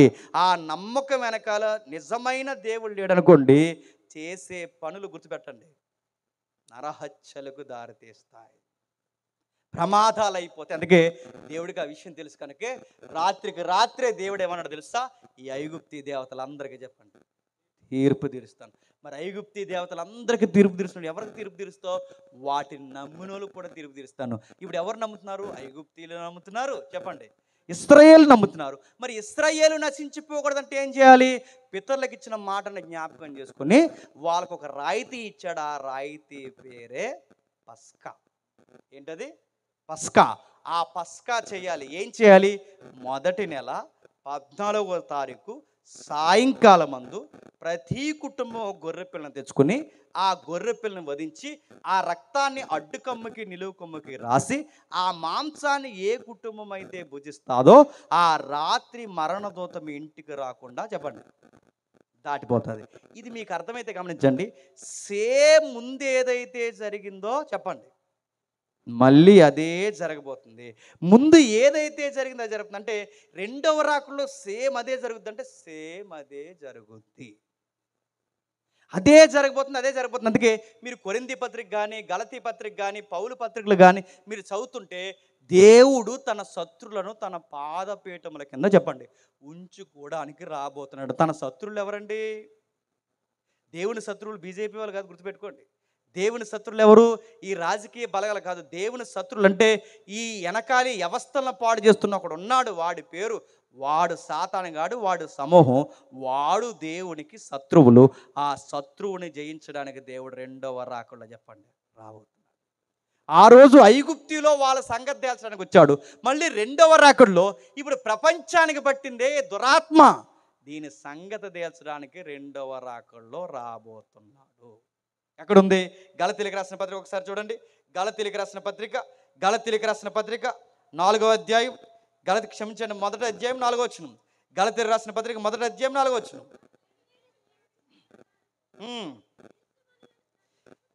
క్రీస్తు ప్రస్తుతపు దుష్టకాలము నుండి విమోచింపవలన. ఏ కాలం ఇది? దుష్టుడి కాలం. ఏ కాలంలో జీవిస్తున్నాం? దుష్టకాలం. అందుకే కార్యక్రమాలు ఎలా ఉన్నాయి?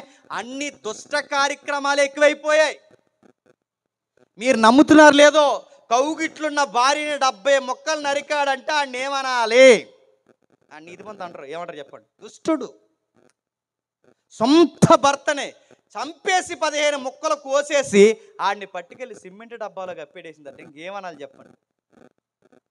మీరు చూస్తున్నారు వార్తలు. మన కాకినాడలో జరిగింది. సొంత 2 పిల్లల్ని బకెట్లో నీళ్లు పెట్టి, ఎవరో ఆఫీసరు ఎవరైతే ఉన్నారో ఒక రేంజ్లో ఉన్న చదువుకుని ఉన్నతమైన ఉద్యోగం చేస్తున్నాడు, సొంత పిల్లల్ని, కడుపుడు పెట్టిన పిల్లల్ని, వాళ్ళు ఏడిస్తేనే తట్టుకోలేము, వాళ్ళు పడితేనే తట్టుకోలేము, కానీ సొంత తండ్రి వాళ్ళిద్దరు తలకాయలు బకెట్లో అలా ముంచి వాళ్ళని చంపేసి అడురేసుకుని చచ్చిపోయాడు. ఇది ఏ కాలం అంటే ఇది దుష్టుడు ఆవహించిన కాలం. అందుకే చూడండి, కొన్ని వార్తలు వింటున్నప్పుడు ఎంత భయం వేస్తుందండి. ఒకప్పుడు ఎక్కడో జరిగాయని చదువుకునే వాళ్ళు ఇప్పుడు మన పక్కీదిలో జరుగుతున్నాయి, మన ఎదురింట్లో జరుగుతున్నాయి, మన ఇంట్లో జరుగుతున్నాయి. ఎక్కడికక్కడ చూడండి, వాడు పాగా వేశాడు, వాడు సమాజాన్ని పాడు చేశారు. ఒక టీవీ చూడండి, మంచి కార్యక్రమాలు వస్తున్నాయా? ఒక మొబైల్ చూడండి, మంచి కార్యక్రమాలు ఉన్నాయా? ఒక ఫేస్బుక్ ఒక మంచిది ఉందని అడుగుతున్నాను. ఎక్కడ చూడండి, ఇప్పుడు ఏ టెక్నాలజీ వచ్చిన తర్వాత మీరు ఏదైతే బాగా వినండి, చాలా డేంజర్ టెక్నాలజీలోకి వచ్చాం మనం. ఏ టెక్నాలజీ వచ్చిన తర్వాత మీరు నెట్ ఆన్లో పెట్టి, మనం చెప్తున్నాను, నెట్ ఆన్లో పెట్టి మీ మొబైల్స్ అక్కడ పెట్టి మీరు ఏదన్నా ఒక విషయం డిస్కషన్ చేసుకోండి, ఖచ్చితంగా అవే యాడ్స్ మీకు అది చూపిస్తుంది. That is AI. ఇంకా బాగా అర్థం కావాలంటే డైపర్ల కోసం మాట్లాడు, చిన్నపిల్లలు డైపర్లు కొంటాం కదా, ఏ డైపర్లు బాగుంటాయని మీరు అవి మాట్లాడుకోండి. తర్వాత అడ్వర్టైజ్మెంట్లు అన్నీ మీకు డైపర్ అడ్వర్టైజ్మెంట్లు వస్తాయి. నిజమైంది. అంటే ఈ మొబైల్ వింటాది, నువ్వేం చేస్తున్నావు ఇది గమనిస్తుంది, నీ టేస్ట్లకి తగ్గట్టు అది ఇస్తుంది. అది చూడండి, ఎక్కువ ఏది చూస్తే అదే చూపిస్తుంది. అది యూట్యూబ్ అయినా, ఫేస్బుక్ అయినా, ఇన్స్టాగ్రామ్ అయినా. ఒకప్పుడు ఎవడ మనసులో ఏముందో చెప్పలేం, ఇప్పుడు ఎవడ మైండ్లో ఏముందో తెలియంటే ఆడు ఫోన్ దొరికితే చాలు మొత్తం తెలిసిపోతాడు. తెల్లో ఇది అంటే చూడండి, ఎక్కడికక్కడే వాడున్నాడు, వాడు అన్ని రంగాల్లో ఆవహించున్నాడు. ఇప్పుడు ఈ సమాజాన్ని బాగు చేయాలంటే, క్యాన్సర్లో పట్టిన వాడిని కట్ చేయాలి. వాడిని కట్ చేయాలంటే ఎవడి వల్ల అవదో. వాడితో ఫైట్ చేసేది ఒకే ఒక్కరు, సిలువ వేయబడి తిరిగి లేచిన చెప్పండి, యేసుక్రీస్తే వాడితో ఫైట్ చేయగలడు. ఆయన మేఘాల మీద రాబోతున్నాడు. ఆ రోజు రాత్రి ఐగుప్తి మీదకి వచ్చిన దేవుడే మళ్ళీ రెండవ రాకడలో మేఘాల మీదకి రాబోతున్నాడు. ఆ రోజు రాత్రి ఆయన వచ్చినప్పుడు అక్కడున్న సంఘాన్ని కొన్ని పనులు చేయమన్నాడు. ఇప్పుడు నేడో రేపు వస్తే మనం కూడా అదే పనులు చేయాలి. ఏ పని చేయాలి? పస్కా చెయ్యాలి. కంగారు అయిపోకండి. పస్కా అనగానే గొర్రెపిల్ల ఏంటి ఎన్ని అనుకోకండి. పస్కా జరిగించాలి. ఏం జరిగించాలి? ఈరోజు ఏ డే? ఫ్రైడే. ఈ ఫ్రైడే రోజే బాగానండి. చారిత్రాత్మకంగా ఉందా లేదా తర్వాత విషయం, కానీ సాంప్రదాయంగా అయితే అలవాటైంది మనకి. ఈరోజు ఒక ప్రత్యేకత ఉంది. ఏం ప్రత్యేకత ఉంది? ఈ 12వ అధ్యాయానికి దానికి లింక్ ఉంది. మొదటి నెల అన్నాడు. ఏ నెల? మొదటి నెల. ఏ నెల? మొదటి నెల. మొదటి నెల పేరు చెప్పండి, చెప్పండి, మళ్ళీ చెప్పండి, మళ్ళీ చెప్పండి. అన్నిసార్లు అడిగంటే కాదనే కదా. మన నెల కాదు, చెప్పండి. అక్కడ నెల ఎక్కడిది? వాళ్ళ నెల. మనకి జనవరి, వాళ్ళకి జనవరి కాదు. ఎందుకంటే వాళ్ళ డే టైమింగ్ వేరు, మన టైమింగ్ వేరు. వాళ్ళ టైమింగ్ ఎప్పుడు స్టార్ట్ అవుద్ది? ఈవినింగ్ 6 తర్వాత. అంటే అస్తమయము ఉదయము కలగగా ఒక దినం. మరి మనకి వాళ్ళకి అస్తమయం ఉదయం కలిగితే ఒక దినం, మనకి రివర్స్ చెప్పేస్తున్నారు. ఉదయం నుంచి అస్తమయం ఒక దినం అంట. ఇంకా ఏం చెప్పిస్తారు నేను అడుగుతున్నాడు. అస్తమయం ఉదయం కలిగితే వాళ్ళకి ఒక దినం, మనకి నీకు అర్థం కాదు. బండ గురించి చెప్తాను చూడండి. మన ఊరిలో పోటుగాళ్ళు ఉంటారు, మన ఏరియాలో పోటుగాళ్ళు. ఆ పోటుగాళ్ళు సరిగ్గా 12 గంటలకు ఈదులో గిర్రా తిరిగి కేక్ కట్ చేస్తారు. ఎన్ని గంటలకు చెప్పండి? ఎన్ని గంటలకి? 12 గంటలకి. ఈ పోటీగాళ్ళు 12 గంటలకి ఎందుకు కట్ చేస్తున్నారు? 12 గంటలకి ఎందుకు కట్ చేస్తారంటే మనకి డే ఎప్పుడు స్టార్ట్ అవుద్ది? మిడ్ నైట్ నుండి స్టార్ట్ అవుద్ది. ఎప్పటి నుంచి? Mid night. అంటే మన రోజు మధ్యరాత్రి నుంచి వాళ్ళ రోజు అస్తమయం. అందుకే మన క్యాలెండర్ చెప్పండి, వాళ్ళ క్యాలెండర్ తయారు. ఎందుకంటే అది చంద్రయాన్ బేస్ చేసుకుని ఉంటుంది, మన సూర్యగమనాన్ని బేస్ చేసుకుని ఉంటుంది. అంత పెద్ద సబ్జెక్టు. అందుకే వాళ్ళ క్యాలెండర్ వేరు, మన క్యాలెండర్ వేరు. అందుకే మన జనవరి వేరు, వాళ్ళ జనవరి. వాళ్ళ నేసాన మాసం అంటారు దాన్ని. అది మొదటి నెల. ఆ మొదటి నెల 14వ తారీఖు. ఏ నెల?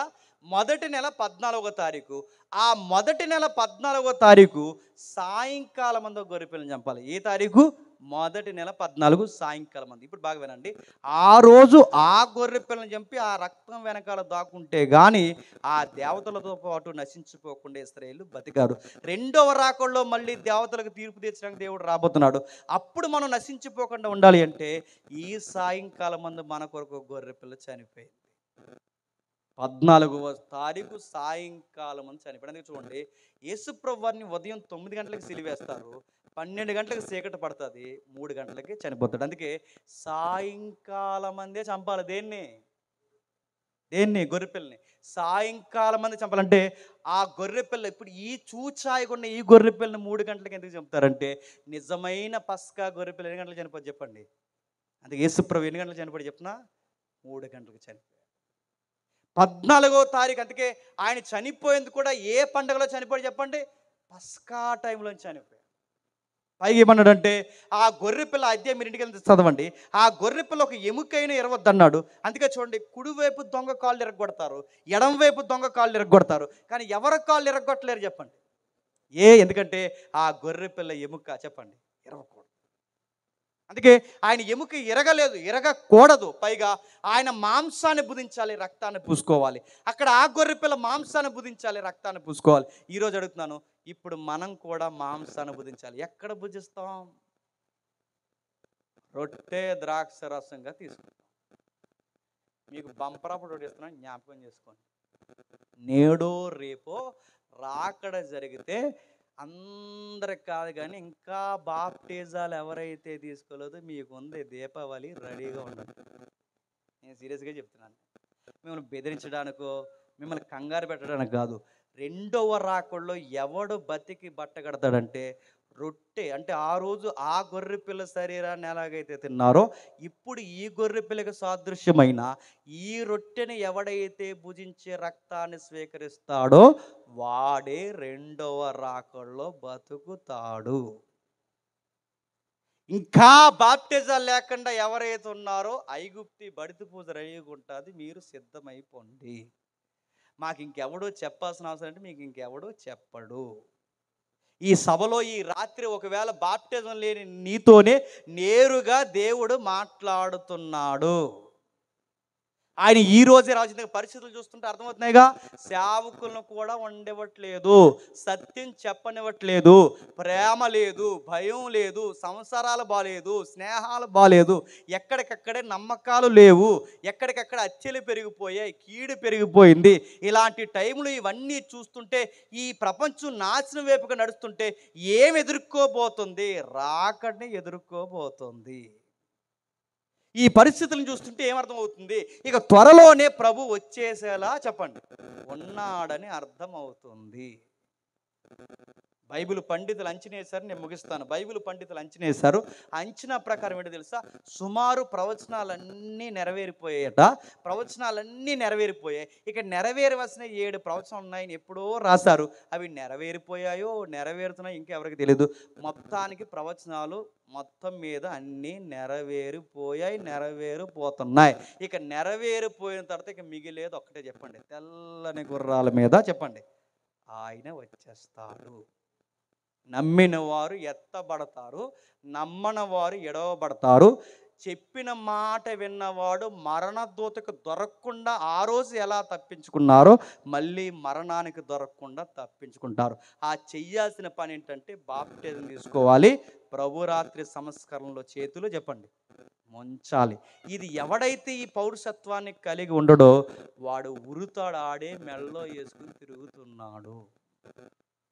అందుకే చూడండి 12వ అధ్యాయంలో జరిగిందే చెప్పండి. మళ్ళీ ప్రపంచానికి జరగబోతుంది. ఆ రోజు అది ఐగుప్తి, ఇప్పుడు ప్రపంచమంతా ఐగుప్తి. ఆ రోజు ఇశ్రాయేలు, ఈ రోజు సంఘం. ఆ రోజు కానాను, ఈ రోజు పరలోకం. ఆ రోజు అక్కడి నుండి వారిని కానాను తీసుకెళ్ళడానికి ఇప్పుడు ప్రభు ఇక్కడి నుండి చెప్పండి నిత్యత్వంలోకి తీసుకెళ్ళడానికి రెండవ రాకడలో రాబోతున్నాడు. ఇదే జరగబోతుంది. న్యూటన్ లెటర్లో ఏం రాశాడు చెప్పనా? ఇదే లెక్కలేసాడు. సంవత్సరం ఇచ్చాడులేండి, నన్ను అడగండి, నేను చెప్పను. వార్తలు ఫాలో అయిన వాళ్ళకి తెలుస్తుంది. ఆయన లెక్క చెప్పేశాడు. ఆ లెక్క ప్రకారం అది జరిగినా జరగకపోయినా ఆయన ఏరైతే మెన్షన్ చేశాడు, ఈ వివరణే, ఇదే వివరణ ఏస్కేలు కానీ దానియేలు కానీ ఆ 70 వారాలు ఇవన్నీ కలిపి ఆ లెక్క గీసాడు. అది ఒక ఫిగర్ వచ్చేసింది. అది ఎంతో కాలం లేదు, నేను సీరియస్గా చెప్తాను, కొన్ని పదుల సంవత్సరాల్లోనే జరిగే అవకాశం ఉంది. న్యూటన్ థియరీ చెబుతుంది. న్యూటన్ యొక్క లెక్కల ప్రకారం తెలిసిపోయేలా ఉందంటే ఇవి జరుగుతుంటే మహానుభావుడు చిన్నోడేం కాదు. ఆయన చెప్పినవన్నీ జరిగాయి. ఆయన చెప్పినవన్నీ వాస్తవాలు. ఆయన చెప్పింది కూడా గాలిలో చెప్పలేదు. ఈ రెఫరెన్స్లు బేస్ చేసి కనుక అర్థమైన రీతిలోనే చెప్పాడు. ఒకవేళ నిజంగానే ఆయన అన్న సంవత్సరం ప్రకారం జరిగిపోతే నీ పిల్లలు ఏమైపోతారు? ఆగు ప్రభు, ఇంకా రాకు, మాకు సమాధుల పండుగ అవ్వలేదు అనకు. అగరు తాగిపోద్ది ఆ రోజు, గుర్తుపెట్టుకో. నేను వెళ్ళొద్దంటలేదు, గుర్తుపెట్టుకోండి. ఆ రోజు శవాలు లేస్తాయి, మనుషులు కదులుతారు, రెప్పపాటును మారిపోతారు. అది సమీపమనే చెప్పండి జరగబోతుంది. అందుకే కొరింథీ పత్రికలు ఏమన్నా చూడండి, చివరి రెఫరెన్స్ కొరింథీ పత్రిక 5వ అధ్యాయం, కొరింథీ పత్రిక 5వ అధ్యాయం 6, 7, 8 వచనాలను చూడండి. కొరింథీ పత్రిక 5వ అధ్యాయం 6, 7, 8 వచనాలు. మొదటి కొరింథీ పత్రిక. మీరు అతిశయపడుట మంచిది కాదు. పులిసిన పిండి, ఆ పిండి చెప్తున్నాడు చూడండి. పులిసిన పిండి, అక్కడ రొట్టె పులియకూడదు, ఇక్కడ పిండి పులియకూడదు. ఏంటి ఆ పిండి చెప్తున్నాడా? పులిసిన పిండి కొంచెమైనను ముద్దంతయు పులుగు చేయనని మీరు ఎరుగరా? మీరు పులిపిండి లేనివారు గనక కొత్త ముద్ద అవుటకై ఆ పాతదైన పులిపిండిని తీసి పారవేయుడి. ఇంతేకాక క్రీస్తును మన పశువు వధింపబడును కనుక పాతదైన పులిపిండితోనైనను పులిపిండి అంటే చెప్తున్నాడు దుర్మార్గతయు దుష్టత్వము.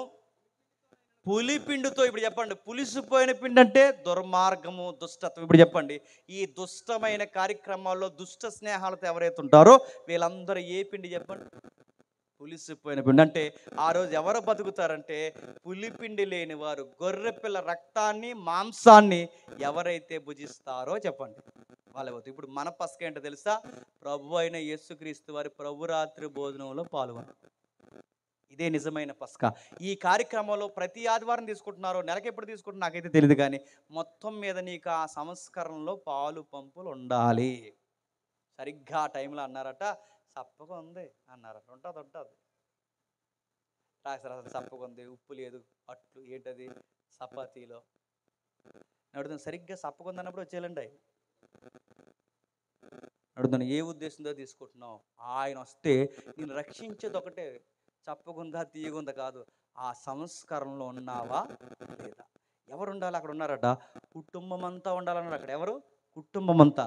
నువ్వు, నీ భార్య, నీ పిల్లలు అందరు ఎక్కడ ఉండాలో తెలుసా? సంస్కరణ టైంలో నీ పిల్లలతో సహా నువ్వు పాల్గొన. నీ పిల్లలకు ఆ మెచ్యూరిటీ రావాలి. ఎవరు బతుకుతారు? కుటుంబాలు ఎలా రక్షింపడతాయి అంటే ఆ రోజు ఐగుప్తులో ఆ దూత దాటిపోవడానికి వాళ్ళు అలా ఉంటేనే రక్షింపడ్డారు. ఇప్పటికీ నీకు బాప్టిజం లేకపోతే నిన్ను నీ కుటుంబాన్ని ఇంకెవడ కాపాడలేడు. నిన్ను నీ కుటుంబాన్ని ఇంకెవడ కాపాడలేడు. ఇక నీ పరిస్థితులు నువ్వే చేతులారా వదిలేసుకుంటున్నావు. నీ పరిస్థితులు నువ్వే చేతులారా పాడు. ఇదే గుడ్ ఫ్రైడే. ఎందుకు గుడ్ ఫ్రైడే అయిందో తెలుసా? మన కొరకు నిజంగానే ఆయన సాయంకాలం మందు చనిపోయాడు. మన కొరకు నిజంగానే సాయంకాలం మందు చనిపోయాడు. మూడో రోజు చెప్పండి తిరిగి లేస్తాడు. మళ్ళీ మేఘాల మీద ఒక రోజు చెప్పండి రాబోతున్నాడు. దేవతలకు తీర్పు తీరుస్తాడు. ఈ నమ్మకాలు నమ్ముతున్న మూఢనమ్మకాలు అంటే క్రైస్తవ విలువలు నమ్ముతున్న వీళ్ళందరూ కూడా తీర్పు తీరుస్తాడు. ఇశ్రాయేల్ని ఎలాగైతే వార్నింగ్ ఇచ్చి పాసవర్ అనే పదం పెట్టాడో మనకు కూడా త్వరలోనే పాసవర్ ఉంది. మనల్ని దాటిపోవాలంటే మరణదూత. మనం ఈ లోకాన్ని దాటిపోవాలి అంటే మనం చేయాల్సింది ఖచ్చితంగా పస్కాలో పాల్గొనాలి. ఆ పస్కా నీ సంఘంలో జరుగుతున్న ప్రభు రాత్రి సంస్కరణ. నీకు ఆలస్యం లేదు. ఈ రాత్రి ఈ బోధ నీ బుర్రకెక్కితే బాప్టిజం త్వరగా తీసుకో. త్వరగా ఆ సంస్కరణ ఉద్యమంలో పాల్గొను. ఆ సంఘంలో సేవకులతో సహవాసం కలిగి ఎంత విన్న తర్వాత కూడా నువ్వు వాయిదాలు వేస్తే నీ ఆత్మకు నువ్వే ఉత్తరవదవుతావు. దేవుడు ఈ శుభ శుక్రవారాన్ని మరింత శుభంగా రక్షణ లేని వారికి మార్చును గాక. ఆమేన్, ఆమేన్, ఆమేన్. ప్రార్థన చేసుకుందాం. ప్రేమగల తండ్రి, కృపగల దేవ, సుమారు 2 గంటల వర్తమానం తండ్రి ఎవరికి అర్థమైందో నాకు తెలియదు దేవా. విలువైన సంగతులు తండ్రి విన్నారు. అనేక ప్రాంతాలకి శ్రమ దినాల్లో కావలసిన వర్తమానం తండ్రి. ఎలాంటి భయంకరమైన పరిస్థితుల్లో తండ్రి ఆ రోజు ఐగుప్తీయులు ఇశ్రాయేలు ఉన్నారో అంతకు మించే మేము ఉన్నాము దేవ. ఆ రోజు వారిని పాడు చేసిన తండ్రి ఆ వ్యవస్థ ఈరోజు ప్రపంచాన్ని పాడు చేస్తుంది. టీవీలు చూసినా, ఇంటర్నెట్ చూసినా, సంసారాలు చూసినా, స్నేహం చూసినా, సంఘం చూసినా, ఎక్కడ ఏది చూసినా సమాజంలో ఇది స్పష్టంగా కనబడుతుందండి. వాడే ఈ సమాజంలో తండ్రి ఏలుతున్నాడు, సమాజాన్ని పట్టి పీడిస్తున్నాడు తండ్రి. వాడి భయంకరమైన తండ్రి ఆ హస్తాల నుంచి మేము రక్షణ పొందితే కానీ తండ్రి మరణదూత మమ్మల్ని దాటిపోద్దేవా. మేము రక్షింపబడాలి అంటే మేము చెయ్యలేని యజ్ఞము తండ్రి మీ కుమారుడు ద్వారా జరిగించారు. మా కొరకు బలైపోయారు. ఆ నిజమైన పస్కా బలి పశువైన ఆయన తండ్రి మేము నమ్మితే చాలు తండ్రి ఉచితంగా మాకు అనుగ్రహిస్తారు. ఆయన రొట్టెను, ఆయన ద్రాక్షరసాన్ని ఎవరైతే తీసుకుని తండ్రి అడుగులు వేస్తారో వాళ్ళందరి జీవితాలు తండ్రి సురక్షితంగా భద్రం చేయ. ఎవరైతే తండ్రి ఇటు క్రైస్తవ విలువలు అటు లోకపు విలువలు నమ్ముతూ తండ్రి రక్షణ లేకుండా ఉంటారో వాళ్ళందరికీ ప్రమాదం దేవా. కుటుంబాలుగా ఆ రోజు కూర్చుంటే గాని తండ్రి వారికి రక్షణ లేకుండా పోయింది. ఈరోజు సంఘాల్లో ప్రతి కుటుంబం ఈ రక్షణ భాగ్యంలో కూర్చుంటే కానీ తండ్రి ఈ చనిపోయిన రోజు మాకు శుభంగా మార్చబడదు దేవా. మా కొరకు చనిపోయాడు, మా కొరకు 14వ రోజు చనిపోయాడు తండ్రి. మా కొరకు తండ్రి సిలువ వేయబడిన ఆయన తిరిగి లేచాడు తండ్రి. మా కొరకు తండ్రి నిర్దోషమైన బలి పశువుగా ఉన్నాడు తండ్రి. ఆ రోజు ఏడాది గొర్రె పిల్ల పిలాతు పలుమార్లు చెప్పాడు తండ్రి ఆయన నిర్దోషమైన వాడు తండ్రి. ఆ గొర్రె పిల్లకి మించిన వాడే తండ్రి నజరేయుడైన యేసుడు తండ్రి. ఇంత కళ్ళ ముందు ఇంత యజ్ఞం జరిగినా మా కళ్ళతో మేము చూడకపోతే మాకు అంత దౌర్భాగ్యం ఇంకెవరు లేరు తండ్రి. మరి ఎవరి దినాన్ని జరగబోతున్న తండ్రి సభలో రాబోతున్న వర్తమానికుని నోట కూడా విలువైన సంగతులు వినిపించండి. మేము తిరిగి వెళ్తున్నాం, మమ్మల్ని క్షేమంగా నడిపించండి. ఏదికి మీద ఉన్న దైవజనుల్ని అలాగే తండ్రి మమ్మల్ని శత్రులుగా భావించి మమ్మల్ని చెడ్డ మాటలు పలికిన వారిని అందరినీ తండ్రి మీరు దీవిస్తారని కోరుతూ మా శత్రువులను మా మిత్రులను మీ చేతులకు అప్పగిస్తూ ఈ సభకు కారణమైన కుటుంబాలని అందరినీ మీరు దీవిస్తారని కోరుతూ క్రీస్తున్నామని ఈ ప్రార్థన సమర్పిస్తున్నాం తండ్రి. Amen, amen, amen.